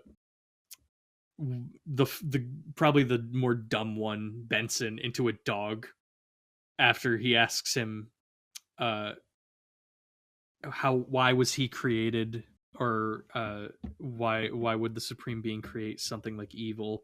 And he just, after he turns him into a dog with like this big flash of lightning, he's just like, that's a good question. Which is just such a great juxtaposition from the visuals that was just presented. Yeah. So they're in the land of the time of legend, and we get this wonderful set piece of this giant emerging from the water with the ship that the ogres were living on. And it's such a interesting practical effect, Mhm. because it's like a teeny tiny set piece essentially on his head. um and they find the lair of evil, and all of the dwarves go back to the various times to get aid to fight evil. And this just goofy fight scene happens where evil kills all of the people that they bring in various very funny ways. Mhm. And then the supreme being comes and is just like, I've been testing evil out, and I don't think we're ready for it yet. And this is played by Sir Ralph Richardson, uh, and he's just this very like, oh, I don't have time for this. Let's just get this all cleaned up and moving. And he takes the dwarves back on uh, after they betrayed him. And originally, the effect for the supreme being is this actually very creepy effect of sort of like how the face for the Wizard of Oz was done, uh, where it's just a face, but instead of it looking like a weird gray head, uh, it's just like this silhouette of uh, this lighted up silhouette of a face looking down at you Mhm. and constantly moving towards you. and the only thing you can hear is just "Return what you have stolen from me," and it's in this booming, echoing voice. It's such a good effect. Um, and the movie ends with Kevin home. His It seems like everything was a dream. There was a house fire, and a piece of evil was left in his toaster somehow. Uh-huh. And his parents don't listen to him, as he says it's evil, and so they decide to touch it. They just explode, and the ending is just like the map being rolled up as you're panning out from the house and going back to the planets, and it's just like everything about that was essentially just insignificant in comparison to the supreme being. Yeah. So it's just this really visual tour de force of just gorgeous set pieces, a lot of really great actors. The child actor, Craig Warnock, was actually very good in this role. Yeah. Even though some of his line deliveries are a little goofy. Little Kevin being goofy. Exactly. And I think that Time Bandits is definitely one of his best films. Uh-huh. Uh, it's it really encompasses everything that makes him a great director. Um, his imagination, his attention to detail. Um, and fun fact, I love this. One of the ending song, I believe, was written by George Harrison of the Beatles. Yes, which actually is relevant because George Harrison was the reason that Monty Python and the Holy Grail was able to be funded. Exactly. I love that. George Harrison is probably one of the weirdest Beatles, because I believe his reasoning for funding Holy Grail was literally just, well, after reading the script, I just wanted to see the movie. And I love that. That's so like Imagine having it's that money to say that about exactly. anything. And all things considered, the production budget for Holy Grail is pretty minuscule to begin with. Oh yeah, I mean the biggest joke being that the whole coconuts gag with the horses, Yeah, they they couldn't afford originally used horses for the whole thing. right, they originally wanted actual horses, and then they figured they would do the coconut kind of as a gag, and then that ended up being the biggest part one of the biggest parts of the movie. Which just gotta love that movie. That Oh, that yeah. is that is a movie that has stood the test of time with how genuinely funny it is. That deserves a re-release on Criterion. I would love that. I don't. Do they have the rights to distribution with Holy Grail? I would assume well, they definitely did at one point because they released it on Laserdisc, but I Right, don't know the situation now.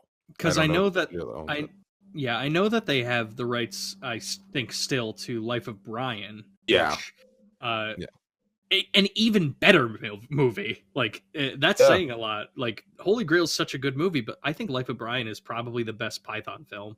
I do think, yeah, Life of Brian definitely brings like I mean, aside from the fact that it's all a satire on religion, I think that it brings a more solidified version of their comedy together. It would only make sense if you watched a couple of their films and some of Flying Circus and then you watched Life of Brian. But like Yeah, unless you know that comedy and you're well acquainted with it, it might be hard to grasp that. exactly.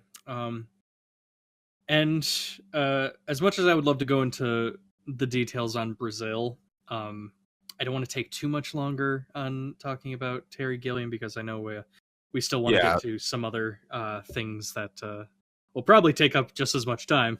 Uh, but yeah, Brazil definitely that's a good one too. And I think Gilliam, super goofy genius. And like Orson Welles, this is another case where this man has been trying to make a movie for 30 years, yes, called yes, The Man Who Killed Don Quixote, and now it's finally seeing a release this month.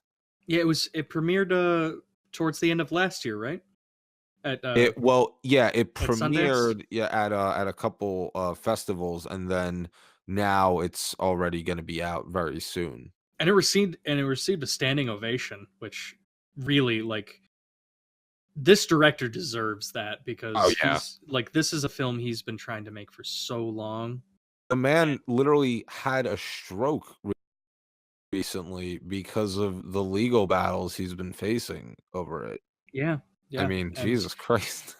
So, it's yeah, abs he's gr Terry Gilliam is fantastic. I'm so yeah. glad he branched out and did his own creative thing.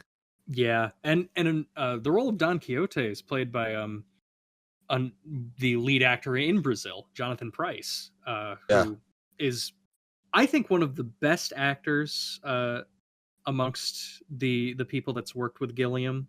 Uh, for anybody that doesn't know Jonathan Pryce, he played Governor Swan in the Pirates of the Caribbean movies. uh-huh. If probably a more well known franchise, obviously. Yeah, Um, he's also been on Game of Thrones. yeah, yeah, and Mm, I think he's just one of the better English actors out there. yeah. He's got great range. Uh, he's just a genuine personality. Oh, yeah, for sure.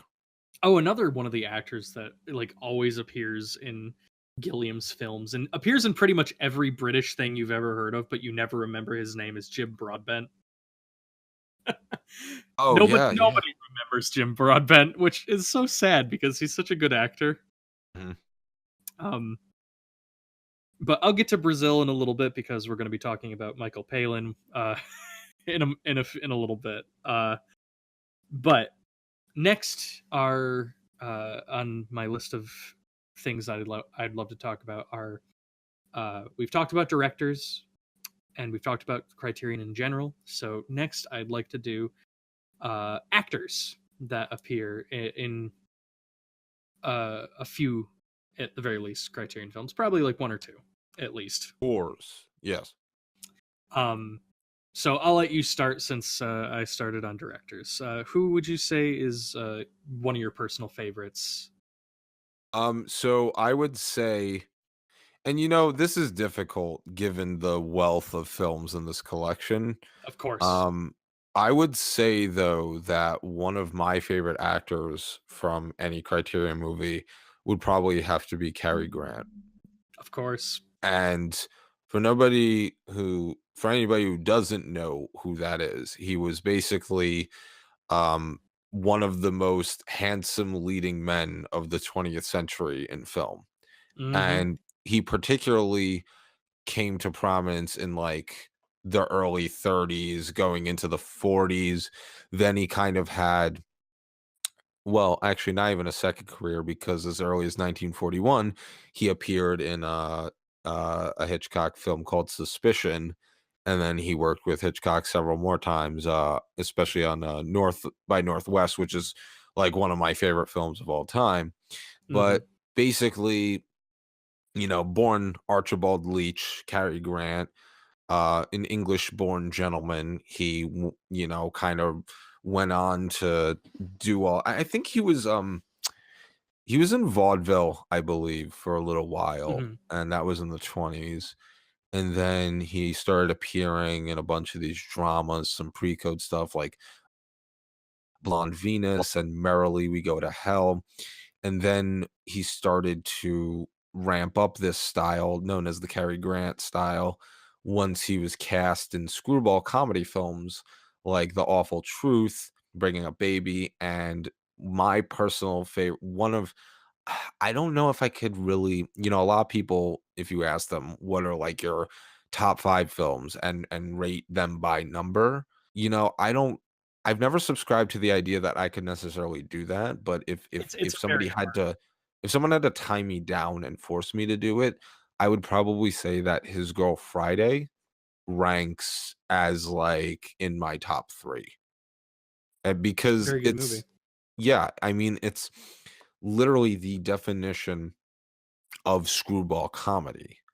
And he which is of had course one of your favorite things. right, and he had machine gun wit, And this combined with the hysterical elements brought out by Rosalind Russell, his ex-wife, and they just go back and forth and listening to him babble in his transatlantic accent, and it's a beautiful thing. Like it's a lot of people talk about comedy and they're like, oh, like Chaplin or Buster Keaton or maybe somebody in the modern era. They're like Tim and Eric or Jordan Peele, but really I grasp from the source material. So screwball comedy was prominent in like the 30s and 40s, and obviously there was a lot of hysterical stuff coming out prior to this era, but I think that screwball comedy gave that push that comedy needed into a more modernized realm of existence because Definitely. it allowed a dynamic to take place on screen between your main protagonists that you wouldn't see in a conventional comedy. Like if you took a slow not a slow paced film, but let's say like you took Harold Lloyd and you took his film Safety Last. There is a lot going on, but his interaction with actual people almost seems a little bit stifled in comparison to the build up and the exposition to the jokes he's actually executing. Hmm. Whereas in screwball comedy, you actually have people in engaging that entire time. They're going back and forth, and literally at the snap of a finger, they're changing the topic, and you have to actually sit there and process what they're saying. And to me, that is comedy. Like that's, obviously that's a subjective term, but to me, that's kind of what that's what transpires the most, but from a film like His Girl Friday. But yeah, I would definitely hand it to Cary Grant. He's definitely one of my favorites. He's a handsome, handsome man. He really Um, is. And he kind of changed the way that people looked at men in film because really prior to him, not that there were some people, but not many people were considered like this sex symbol on screen. And Cary Grant, kind of ended up fitting that bill very well. And yeah, I wish damn, I wish that man was still alive. of You know, course. I mean, that with probably any actor that we would be talking about on our list of favorites who isn't alive anymore, like there's so much that they did for us yeah. as fans of film and just fans of art in general that have left a lasting impact on us and Mhm. like how we see film in general. Sure. Um, Absolutely. like one of our combined favorite people of all time is Vincent Price, Oh, and sorry, I just that melted. and uh, we could go on for hours about how much we love Vincent Price and his movies. Yes. Um, but we'll save that for another time because we don't have that kind of time. That would be um, a day of recording. Even though there is technically a Vincent Price film on the Criterion Collection, There is, yes. uh, which it's the Baron of Arizona, correct? Mhm. Yeah, Yep. and this was one of Price's like first leading roles, and it's just it's such a good film, and it Yeah. really just shows Price's dramatic prowess Showed he could be before. in a biopic too. Yeah, and this is before like his rise into the macabre. Right, Um, yeah, yeah, and Roger Corman collabs, but yeah, of so, course. I would say Cary Grant definitely up there. I would say, another one for me, Hmm. would although he is also a director, would be Charlie Chaplin, Of and, course. obviously, this seems like a very meta and cliche response, but, I mean, it just the man really was a genius, and I don't necessarily like to throw around that term. I think that putting people on this unreachable pedestal may seem a little bit romantical, but personally, I think he would be one person that you could give that title to because I mean, the man without him we would not have a solidified structure of comedy. Now, of course, you have Harold Lloyd, you have Buster Keaton, you have the Marx Brothers, you have the Three Stooges, you have Laurel and Hardy. You have a wealth of people that have more than contributed to comedy. But Charlie Chaplin made you actually feel. And that's something because there's comedy in tragedy and vice versa. And I Hmm. feel like a lot of people tend to forget that. And the way Chaplin brings it out, his most famous character is the lovable tramp character with his Of bowler course. hat and his little mustache and his cane, and he walks around, and all he wants is what we want. He just wants to make a dollar. He wants to fall in love genuinely, and he just wants to find happiness.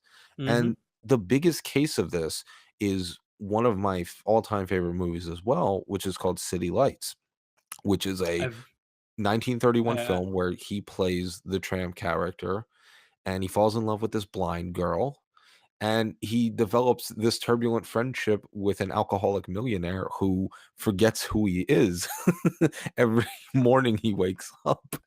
And God. there's so many layers to this movie that it's insane. I mean, he composed all the music, he directed, he wrote it, he acted in it. He is what I would call a genius. I mean, he deserves all the hype and all the credit. I mean, you have a man who could be impish, could be troubled, could be happy, could be sad, literally all in the blink of an eye.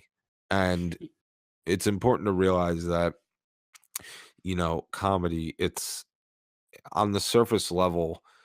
Of course, there's this one objective, which is make the audience laugh.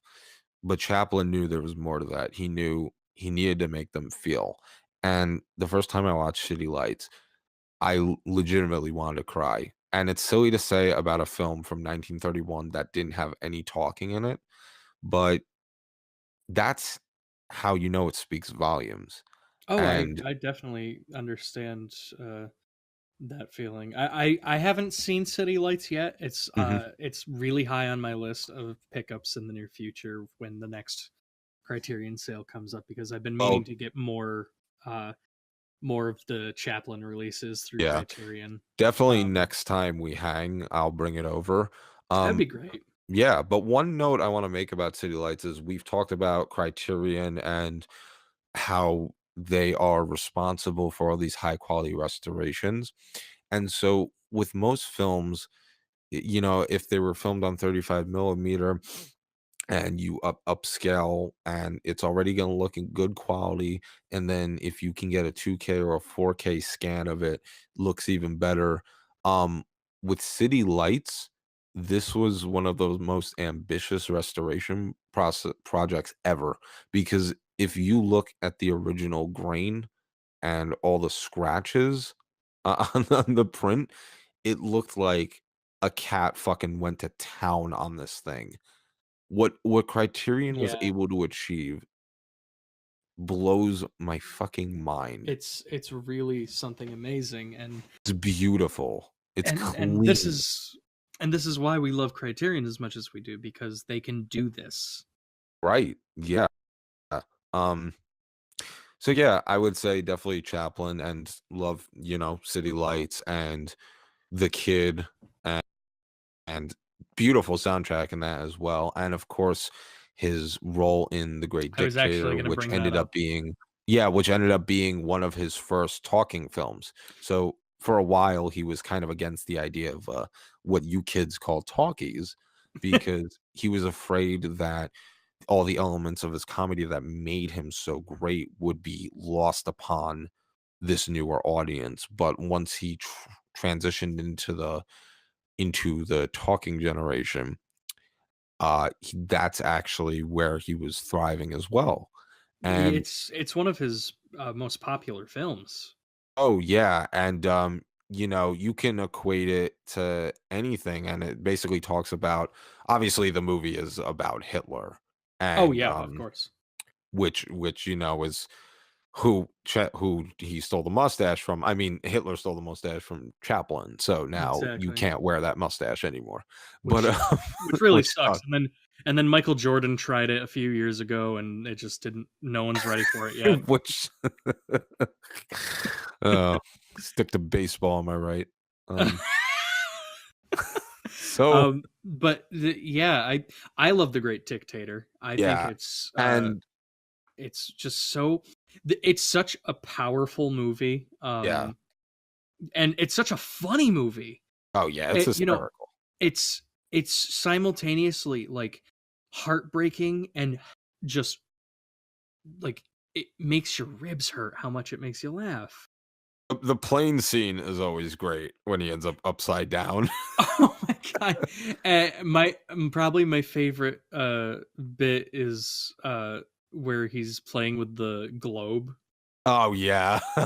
Uh, and of course, like you can't talk about the Great Dictator without talking about the final monologue, Oh, I was just gonna bring that up. That speech he which made is so super relevant now more than ever. if you don't know what we're talking about, you've probably seen this in your Facebook feed of somebody saying that this is probably the most important speech that's ever been made, Yeah, uh, which is actually how I found out about this movie. I can't yeah, believe I have to say that, but uh, it's true. But at the same time, I'm glad that it happened because it made me interested in checking it out. And that speech is one of the most powerful pieces of film ever. Just in yeah. general. And he's basically just talking about how we all want to help each other and we shouldn't take advantage of the earth. And, we need to feel kindness and understand that humanity is important because a lot of us take it for granted. And originally, when this was airing in theaters, people were like throwing food at the screen and accusing Chaplin of being a communist. Yeah, And he yeah. actually ended up getting kicked. See, this is a really sad segment in his life because he ended up getting kicked out of America. And so he went to Switzerland where he lived for about 20 years. And then he came back to America. And then we said, oops, sorry, here's an Oscar. And then he died shortly after. So Which is just an absolute fucking tragedy. it really is. But if you actually, I want you guys to look this up. If you just go to YouTube and type in Charlie Chaplin Award or Oscar, you'll find a video by, I think the AFI, the American Film Institute, posted it or somebody like that. And when he's about to accept the award, I think maybe Jack Lemmon announced him, or I forget who it was, but they announce him and he comes out on stage and it was like a 10-minute standing ovation. Like it was one of the longest. I think there's only been one other ovation longer than that, and it was from an old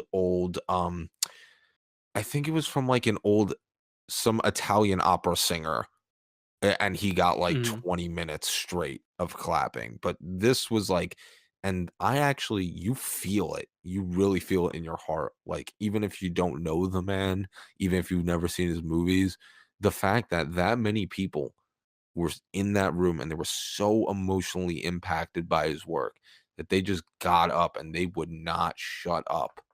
That just like speaks fucking volume. it's it's like it's like one of the most rewarding things to see in a weird way. It's like the culmination of this man's career and everything that he's ever done, and you just Yeah. see how people appreciate it.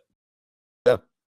Um, so yeah, I mean, I would say out of the collection, those are my, two top dogs in acting. Obviously, there's many more, but Of course, if you had to pick two, these would be the two that you picked to talk about. yeah, definitely for sure. Uh, for I'm an old me, school kind of dude. for me, no one's surprised, but my first choice is definitely Toshiro Mifune. Yep. Uh, Mifune is one of the best Japanese actors of all time, and in reality, one of the best actors of all time. He he did so many films with Kurosawa, and all of them are phenomenal. Oh yeah. Uh, Kurosawa described him as probably one of the most amazing people he's ever worked with, because Mifune could give you a range of emotions anywhere you wanted, and he could switch between them mid sentence several times. Yeah. And you can see that in his style of acting. Mhm. He in every role he's in, really, he's just, there's so much power behind everything that he does. Oh, so much power, and I that really comes to light in a film. Like I said, one of my favorite Kurosawa films is Throne of Blood, and oh my god, obviously I don't want to spoil anything, but the final scene when he's getting like all the arrows launched at Mm-hmm. him. Oh my god, that is like the most emotionally powerful thing ever. It's amazing. Yeah, He's essentially, he plays this lord who uh, is foretold by this witch that he's going to rise to power, but then he's also going to lose power. And you see the desperation and the paranoia in his performance every step of the way. yeah. And it's so good Mhm. how impactful he is in everything that he does, especially in that movie. Like, that's one of my favorite Mifune performances. Oh, easily my favorite Mifune And performance. like you mentioned with the scene where he's being shot at by dozens of archers, and like all of these arrows stick into the walls beside him, like he's screaming, he's just scared for his life, and the range of facial expression he's giving is just, i I can't think of an actor besides him that has done such an impactful scene ever. And it was ballsy for him to agree to do that because it was not really that fake. I mean, he was like wearing plated armor underneath, but they were basically shooting arrows at him. Exactly. Yeah. And uh it's a scary but real practical effect, and Yeah, it exactly. it showed. Hmm. And I think that that's like one of his best performances. Oh yeah, hands down. And of course, Mifune uh was just good. He was great in everything that he was ever in. Hmm. And the moment that he was thrust into stardom, he never left. He didn't.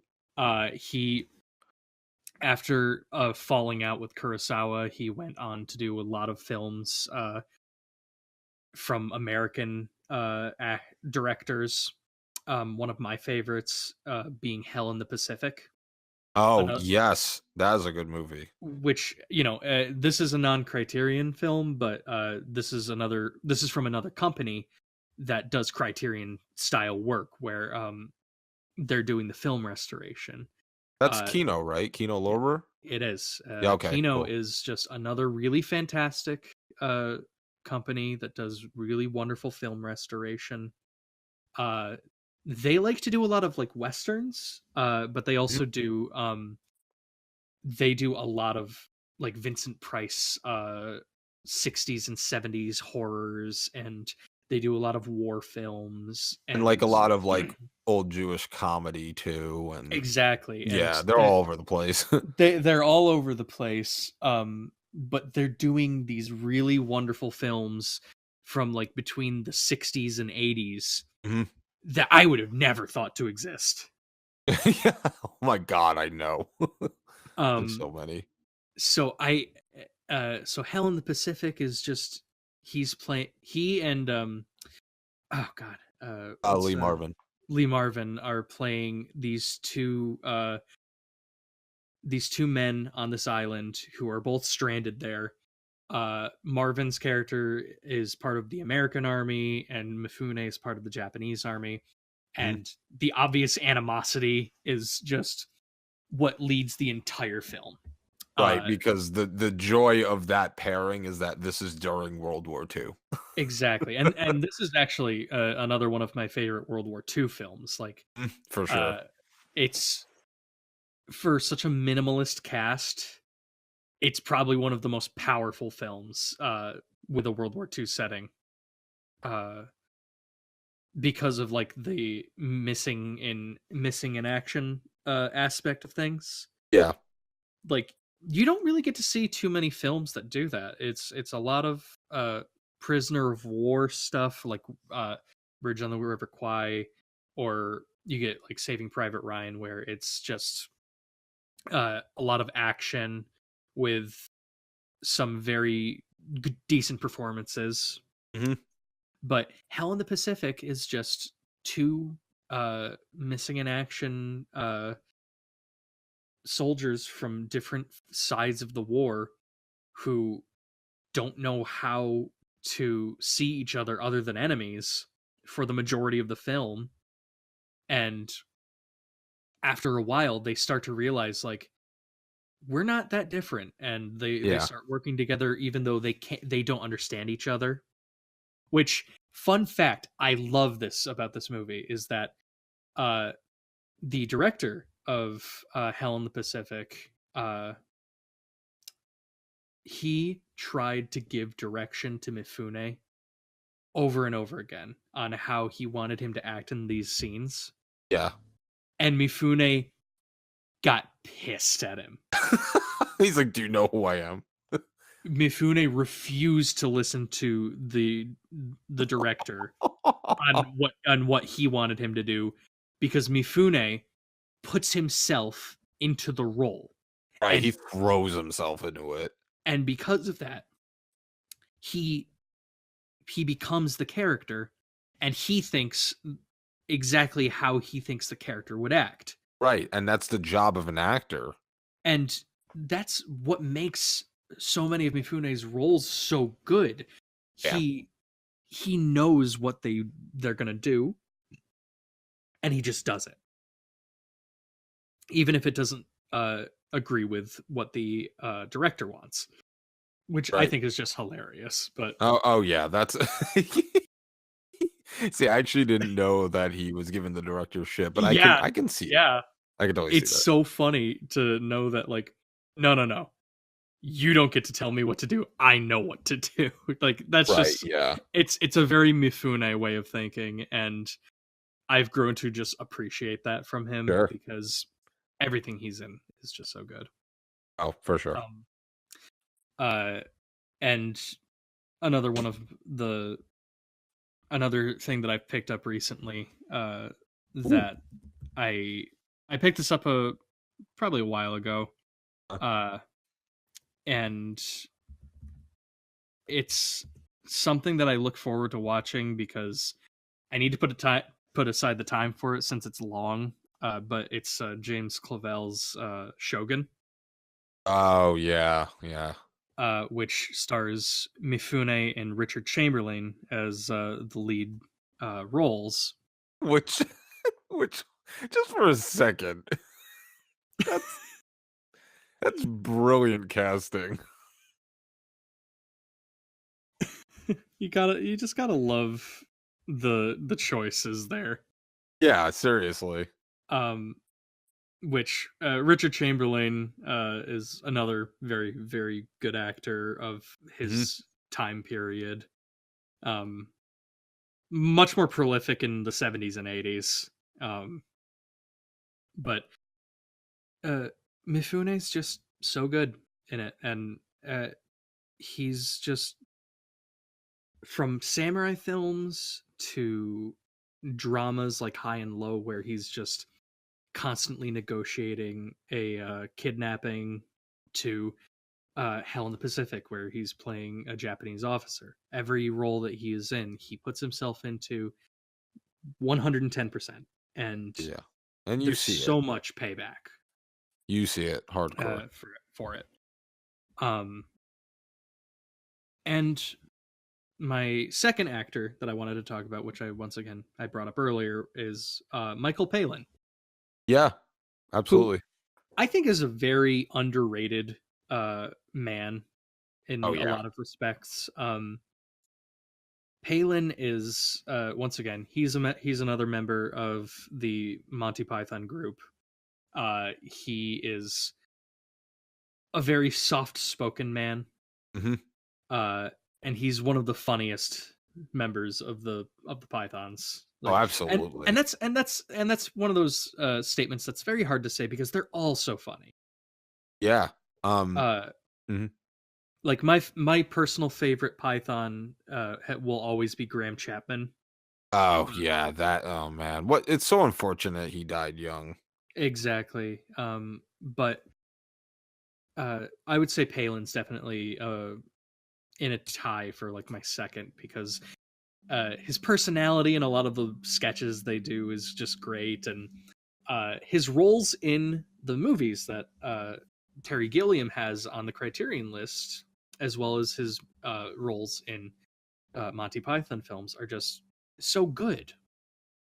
Oh yeah. I've already talked at length about Jabberwocky, and I talked a little bit about Time Bandits. But like Life of Brian, uh, every Python member plays like a dozen roles in these movies, Yeah. which classic Python thing to do, and you really love a lot of the characters that they play. Um, Palin, of course, plays one of the Romans, uh, the leader of the city that they live in, uh, who Yeah. talks Pontius. Pontius, yes, who Pontius. all the Roman officers and higher ups speak with a heavy lisp, which is Hmm. just hilarious. Yes. The Romans. Although this film, I'm pretty sure, wasn't this directed by Terry Jones? Jones, I believe, yeah. Which Jones is a brilliant mind. Um, he Yeah. he all of the Pythons actually have really amazing careers outside of their comedy. Yeah.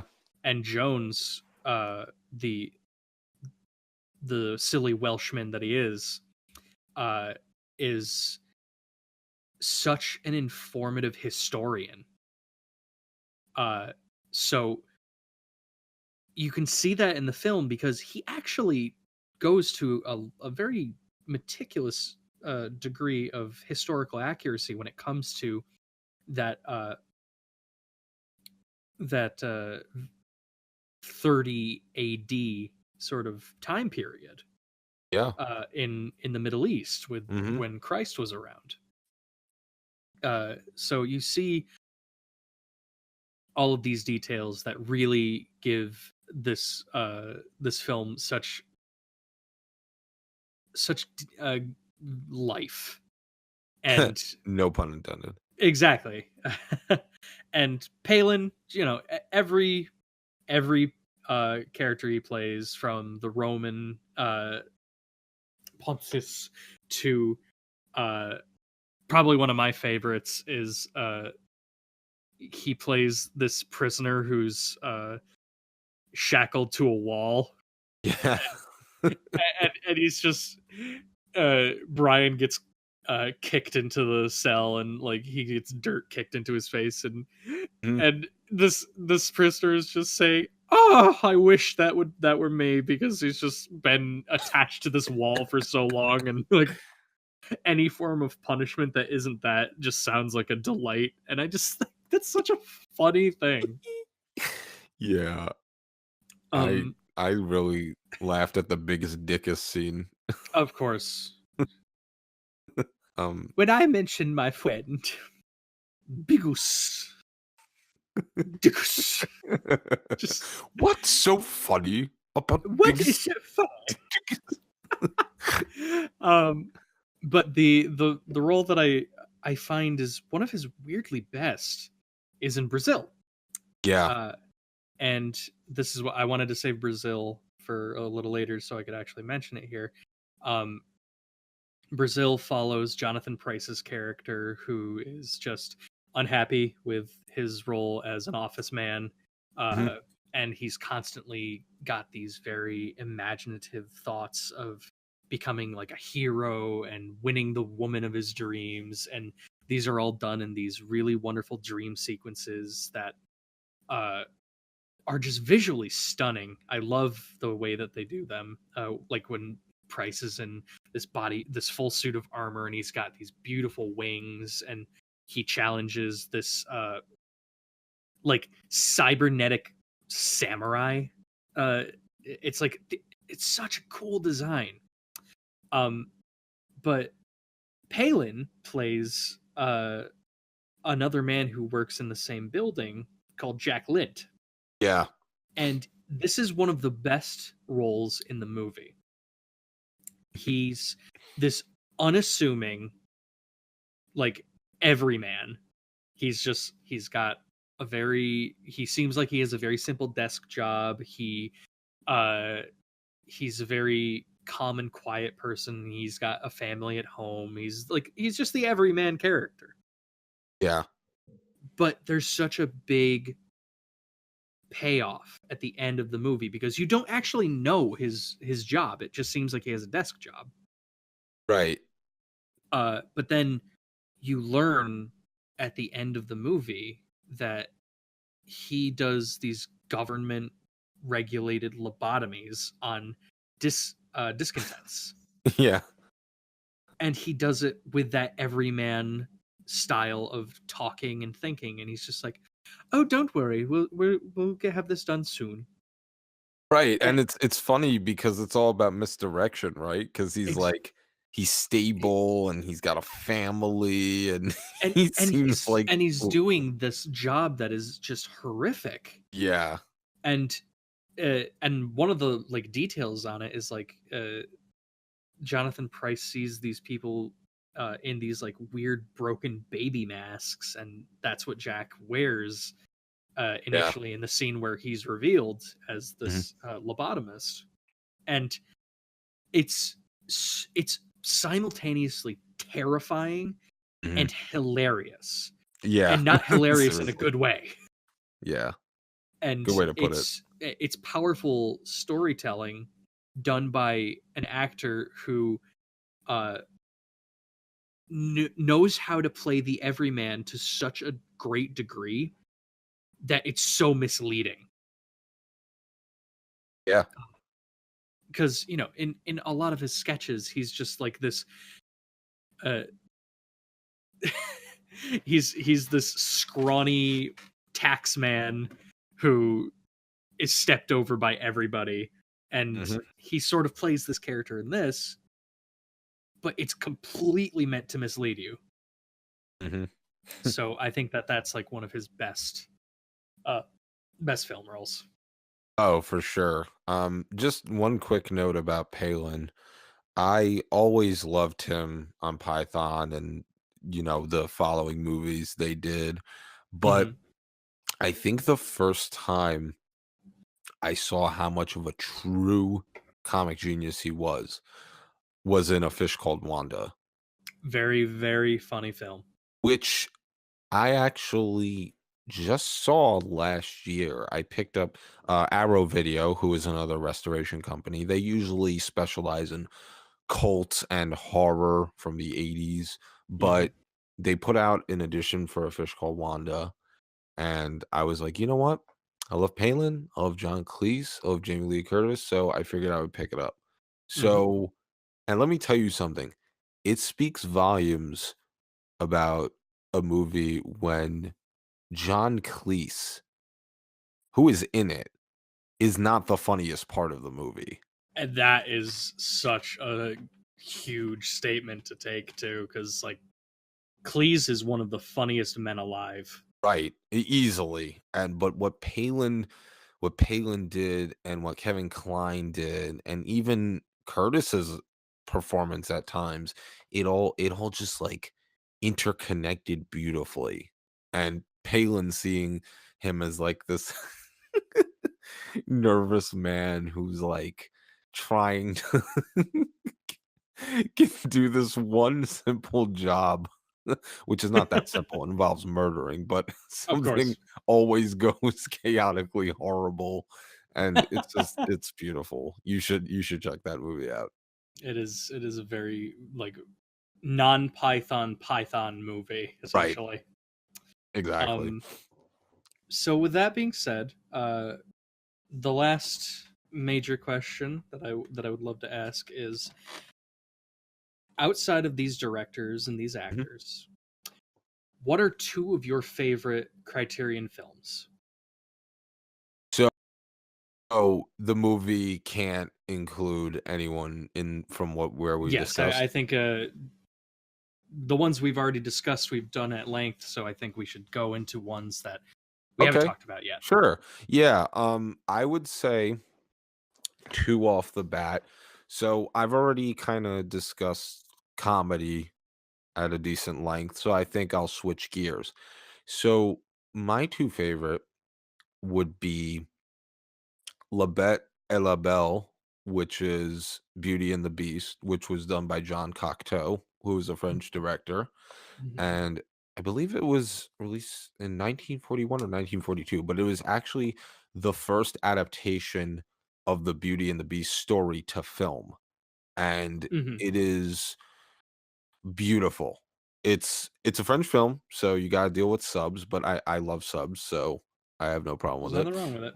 it. But it is great. Now, I will warn people that as much as I enjoy this film, I do have enough of an open mind and an outside perspective to understand that it's taken people multiple viewings to appreciate this film, and I will also be the first to admit that it's a little bit of a slow burn, but it puts you in this sort of surreal fantasy world without actually seeing like Fantasia s effects all over the screen.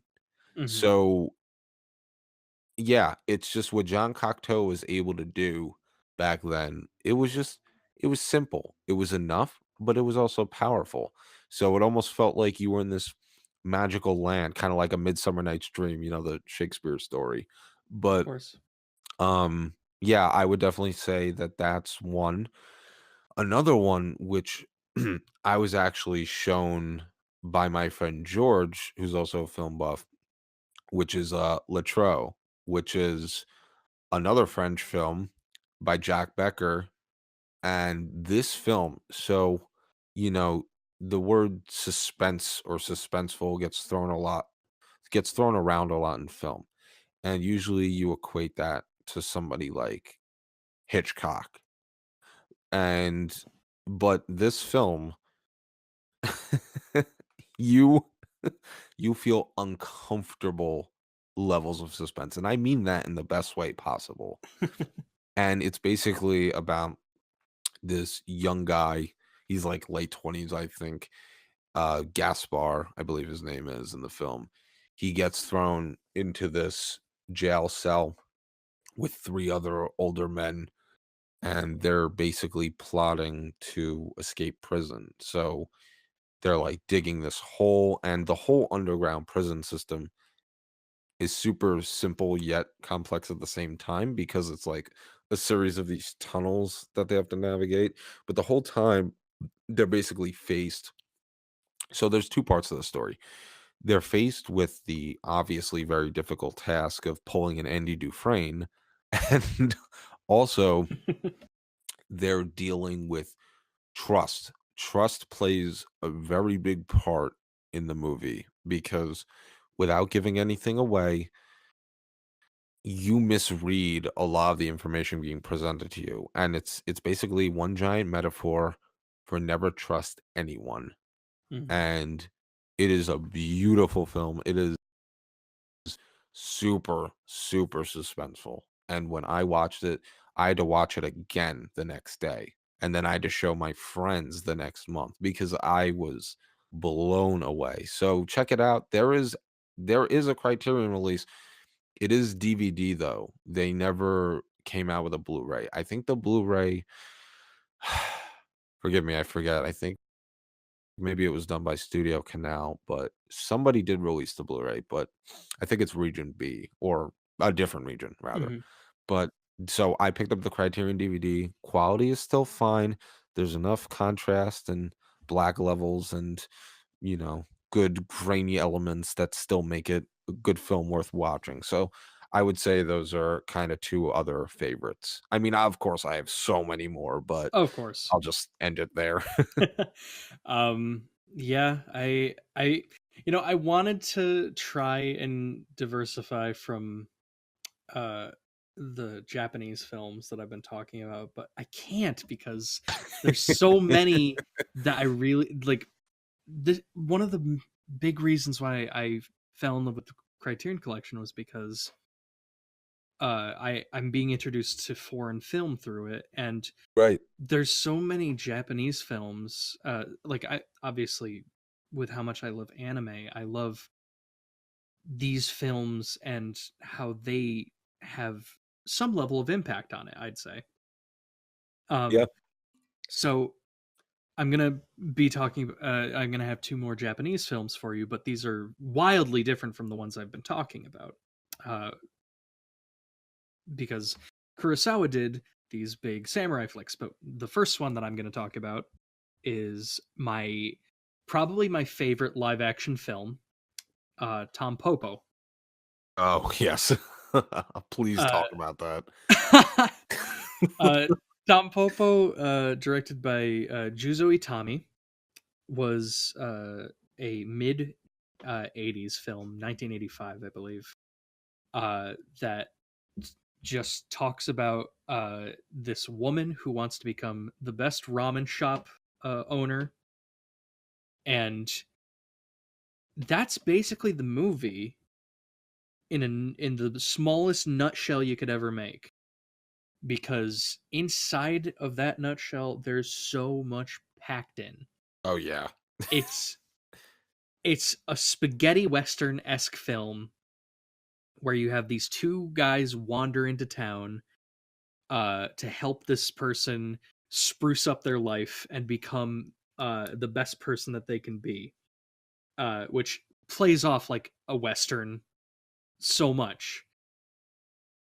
And it helps that like the truck that these guys come in has like a set of bull horns on the front, Mhm. which is just funny details. Of course, yeah. Uh, and the lead guy has a cowboy hat. It's Uh, just very on the nose. yeah. Um, and the film is mostly about these two characters and them getting this ragtag group of people together to make her ramen shop into the best thing and make her into the best chef, all the while peppered with these little side things that are happening, that some of it involve this couple who are super sexed up with each other.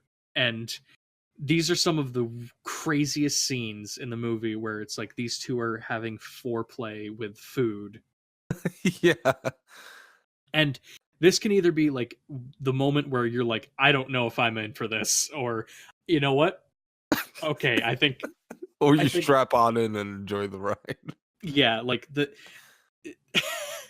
like between the scene where like the guy drains the white from an egg yolk, and then they just swap this yolk back and forth in their mouths until it bursts in the woman's mouth, and like you can see her quiver. Like it's the weirdest sex stuff I've ever seen, I questioned a lot of things. but I can't look away because it's like it's so enthralling. Yeah. And the other scene is even crazier because it's like he's like salting her nipple and like spraying lemon juice on it, and like he takes prawns and he puts them in a salt sauce that makes them writhe on their nerves, and he Uh-huh. just puts it on her stomach to tickle her, and she's just like having all sorts of fun with it, and like she's dipping her tits in whipped cream, and like it's it's so weird, but this movie is like 10 different genres at the same time. Seriously. It's a spaghetti western, it's a surreal art film, it's a comedy, it's a drama, it's It's so funny. It's one of the funniest movies I've ever watched. And then there's like just all these scenes that just involve absolutely nothing. Like these businessmen who go to lunch, or these women who are learning to eat pasta, and there's a foreigner who's eating pasta differently from what they're being instructed, and then they just start copying what he's doing because he's just eating really loudly. Yeah. and and the whole point of the movie, and I love this, is just appreciation of food. That's the simplest message that this Right. movie portrays in the weirdest ways. But it's so great of a message because of how they're portraying it. And if you think you can sit through weird stuff for a lot of really great heart and funny moments, and it's such a good movie. It's one of my all-time favorites, definitely my favorite live action film. It's great. Yeah. And the other film that I would put up there, which uh, I I'm a big horror person, Mhm. and we haven't had many horror films come up here. I don't think we actually had any. Um, but my favorite horror movie is Nobuhiko Obayashi's Houseu. Ah, yes. Okay. I was wondering if you were going to talk about this, and I'm glad you are. Yeah, Houseu is one of the best horror movies ever made, and it's one of the weirdest horror movies ever made. Oh yeah. It's it's a product of the 70s, and it shows. It shows. um Essentially it's just about this group of girls who go to this one girl's aunt's house for a weekend, and the stuff that happens at this house. And uh it's all done in this odd, like, god, it's so weird. It's so weird. There's weird green screen effects, there's weird animation in it, there's so many odd angles, and the So it's best almost part, like a surreal Roger Corman film. yeah, and the best part is that it's also a comedy. Yeah. Hmm. It's hilarious. It's funny too because you end up laughing at the parts that you shouldn't even really be laughing at, like when they like early in the film when one of the girls is she's like trying to get water from the well and it's coming out as pure blood Oh and yeah, but and she brings up a bucket of water, and the head of one of the girls that came yeah. with them is there, and then it's like the head is like on a string and it's just flying around her, and it's just like, oh my god. Yeah, the severed head makes me laugh every time. um but the I think that one of the funniest things about the movie is that the characters are all named after their defining characteristic, That's true. which is just goofy. Like the main character is this very pretty girl called Gorgeous, and it's her aunt's house that they go to, and the other girls are called Kung Fu, Fantasy, Melody, Sweet, Professor, and Mhm. Mac. And like these are all just describing their defining characteristic. And I was just like, wait, what does Mac mean? And I'm just like, I guess that could just be like a Big Mac because she likes food. um and I think my favorite girl is Kung Fu, personally. um just because she gets some of the best scenes. Mhm. uh Yeah. like her little theme, which is just like this I want to say it's sort of goofy. Like it's a song you'd hear in like a kung fu movie where the lead is like doing something really cool, and that's the only Yeah, time I know this exactly what you're plays. talking about. Mhm. And it's like it's almost stop motion how they do the bits with her doing kung fu things. Yeah. um And one of my favorite bits is just like she gets like devoured by the house, and then her legs come out of the nowhere and they kick something, and it's just her legs, and it's just like, what the fuck is happening?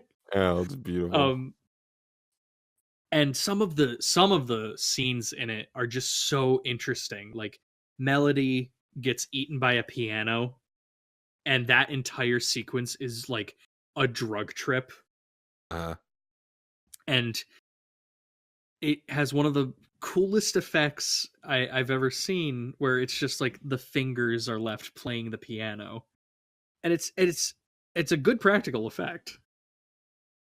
yeah, Um, I agree. and the theme of the movie is also just very catchy. Uh, they use this really very nice song in various odd ways to sort of make you comfortable or make you feel at ease, while also making you feel uncomfortable and completely uneasy. um and really this is such god, I just want to say it's one of the most interesting films I've ever seen. It's one of the most it's very itself. It would be the Yeah, best way I could describe it. There's no other movie like this. yeah, um that's true. and I actually didn't know this up until I was doing a little research for my notes for this whole talk. But Nobuhiko Obayashi actually did film adaptations of uh, the novel "The Girl Who Leapt Through Time," which ended up becoming years later one of the best animated films of all time, in my opinion. Directed by Mamoru Hosoda, who recently released his film Mirai. Yes, yes. Um, and he also did a an adaptation of The Drifting Classroom, Oh, which did not know that. is a Kazuo Umezo manga series. Who Umezo is the biggest influence to Junji Ito, one of my favorite horror mangaka of all time. Yeah, Uh, and The Drifting Classroom is probably one of the best horror series I've ever read. Um, so it's interesting knowing that he did these adaptations of these really awesome uh, book series that ended up becoming either just and actually I love this that The Drifting Classroom is actually getting a re-release very soon, yes. uh, which I'm very excited for because it's been an out of print manga for the longest time, Mhm. and I've been killing myself trying to find all the copies of the old printing, so now I can finally not die trying to find the like two issues that I can't find, and just wait for the new release, which is something to look forward to. Yes, very much so. Um, Another quick note about Houseu. I'm pretty sure that we didn't even see a release here until like 10 years ago. Yeah, it never got an American release up until about 2009. And the funniest thing about it is that when it initially released in Japan, it was so panned. And it's sad because it's so unique. It's one Yeah. of the most unique films I've ever seen. Um when it was released in America, it it got really good, pretty good reviews, I would say. Um, Yeah. and I think that the Criterion release of it is probably one of my favorite Criterions. Um, It's great. Yeah, I only have the DVD. I'd like to get the Blu-ray one day. I and this is probably one of my favorite uh, movies of all time as well because I love unique horror and I love horror in general, and this is basically like a film that was made for me. Oh, Um, yes, I would. you know me. Oh, yes, Uh, I do, and this is that statement is very true. I and the best part about this movie was how I found it. Um, I had never heard of it until a few years ago, and with a lot of films that I end up finding and becoming just absolutely enraptured with, uh, it was from a late night viewing of like the last 20 minutes of the film on Turner Classic Movies. Oh, really? That was on TCM? Yeah, well, TCM loves to do Criterion uh, Well, yeah, that films, makes sense, yeah. and with so many films in my life, it's been Turner Classic Movies at like 2 a.m. every time I know. where I find the movies that I think are my favorites. Like that's how I found Studio Ghibli and my favorite movie of all time, Only Yesterday. Uh, Yeah. they were doing this month of Miyazaki, and for some reason, this month of Miyazaki included two Isao Takahata films, uh, being Pompoko and Only Yesterday, which are two of my favorite Ghibli films. Mhm. And I was also introduced to movies like The Pirate from TCM at I 2 I a.m. I was gonna say The Pirate too. Yeah, and Hausu was another one where it's my slogan is, in fact, TCM at 2 a.m. because that is the time that it always happens. And I appreciate that uh, this that Turner Classic Movies is really just a wonderful channel, Yeah, and it's one of the absolutely. few reasons why I like my cable. Mhm. Um, but actually, I think that's a good segue into our somewhat closing statements. Sure. That Criterion is actually just starting their streaming service. Yes, the coveted Criterion channel. So just to give a little background on this. So in 2016, there was in 2016 a new streaming service came onto the scene called Filmstruck, and their mission was basically what we've been discussing this whole time, which is just the preservation of film and art.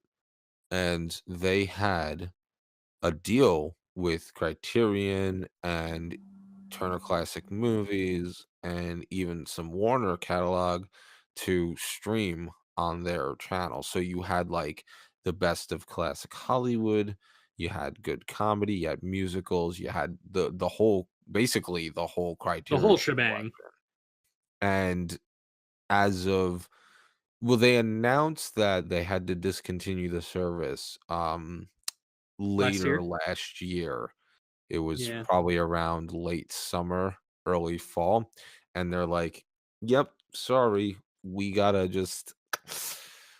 be done with this," because basically what happened is they were acquired, by Warner, and Warner is coming out with their own streaming service, and they're very anal about their properties. Yeah. So they basically saw that Filmstruck was not generating the amount of income they needed. So like because film buffs are somewhat of a niche audience, that yeah, sure, you're not getting near the amount as Netflix or Hulu, but still, I mean, when you have such a niche audience, it's about the quality in that specific number rather than just trying to aimlessly hit on a dartboard with millions of people and hoping that you land. So they announced that they had to close it down, and it pissed off a lot of people. And that's not just including fans of film, that's including prominent filmmakers and directors and writers and producers like Guillermo del Toro and even like Barbara Streisand spoke out, and Yeah. like Bill Hader, and you have like a lot of people that were like, listen, this is one step further into the shadow of losing history. Like, what Mm-hmm. you're doing is very detrimental to preservation. So, but then Criterion, very shortly after the announcement that Filmstruck had to cease operations, they announced that they've been working on their own streaming channel. So, a couple months ago, they decided that they were gonna put out a little free movie of the week for charter subscribers. So if you subscribed early, you're a charter subscriber, which locks you in to a cheaper price with not super cheap. It's like a dollar or two less a month. And it guaranteed you a free movie of the week streamed at the highest quality, and they give you the supplements. So I've been watching a whole bunch of movies on it, like To Sleep with Anger and For All Mankind. And actually, I found one of my new favorite Criterion titles, Mikey and Chunking Nikki, Express. which is with John Cassavetes and Peter Falk, who I absolutely love. Mm-hmm. And it's great what they're doing. I'm very happy that they're coming out with this. Actually, I'm not sure when you plan on releasing this episode, but in 3 days, April 8th, the channel is going to officially launch, Yeah. and we're gonna have a whole bunch of stuff. They're starting with a whole line of films from noirs from Colombia, which is really cool. And then they're gonna move into like David Lynch films and all this other stuff. So I'm really, really excited about it. It's going to be something special, and Yeah.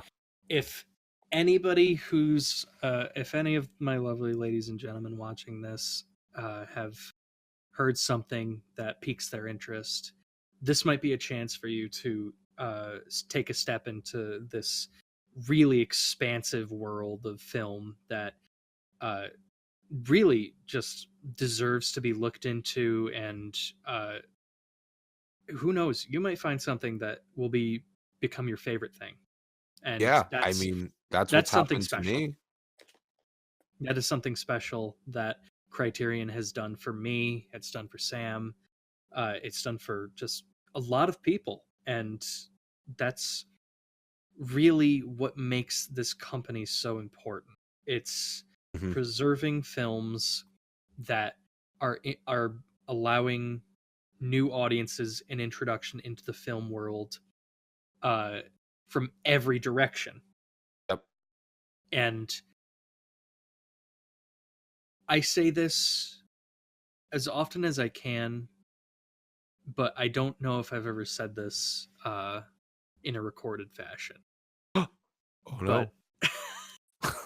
but we are incredibly lucky to live in the day and age that we do, because we have a library of knowledge and art that is essentially unfounded. It's so unfathomable Yeah. how much is there, and it can seem terrifying to try and find a place to step into. Oh yeah. It's There very intimidating. it's and it seems like there's a lot of gatekeeping from film Unfortunately, a critics little bit. and people that just think that because they've seen like they've watched Citizen Kane and they've watched like the top 10 best movies of all time, that they are the authority on it. Don't listen to Yeah, a little bit. any of that. Don't listen to any of that. Right. You can watch any movie you want, and you can enjoy any movie you want. Don't let anybody tell you otherwise. Sure, absolutely. And If that you goes if for you're anything in life, you know? Yeah, really. And if you're into like superhero movies and that's basically the only thing you're into, that's great. That's Right, super. that's But fine. if you're ever looking to broaden your horizons into foreign cinema, into classic cinema, into into a director you just randomly heard in this episode, into an actor and their works, and it ends up leading you down to a different director or a different actor, like, think about how much you have access to you now, and Sure. appreciate that there's so many ways to watch these things, but also remember that the only way that they can keep doing this is if you actually go and watch their things and maybe buy a Blu-ray every now and again if you really like it, because this in this day and age with streaming services, at any moment the company can pull the plug and take away your entire library. And Oh, it's oh, important. It's absolutely. so important to keep contributing to physical media Yeah. because it's essentially the only way that you know that you'll always have that particular thing. Yeah. Sam and I have massive collections of Blu-rays and DVDs for from Guilty. various companies of various art forms. I obviously collect so much anime, and I collect cartoons and movies that I love. I'm expanding like my Vincent Price collection, uh, and it's because of the fact that I have these sitting on my shelves right next to me that I can appreciate them without fear of a company saying, this isn't making us enough money.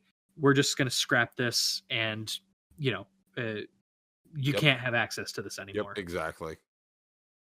Uh, and I think that I speak for Sam and I both when I say that uh, it's just so important to, if you really appreciate something and you have the chance to be able to afford anything, if even if it's one movie, just be willing to purchase it and keep that, Yeah. because And you never know if that's going to be the only copy in 50 years. yeah. Yeah. That could be the only known copy, Yeah. Because it's no because secret that that's how some films still exist. sure, Somebody owned the film reel, and it was the only film reel that anybody could find. Or I want to say there was like one or two instances of like a laser disc release of a film that was the only possible way to upscale it. sure. So it's, in a way, you're helping preserve these films, and take the step to do that. Yep. I think it's wildly important. There's no surprise that the future of physical media is at stake. And that's why we do this. And that's why we love Criterion Collection. And we'll continue to support. And we hope you'll join us for the ride.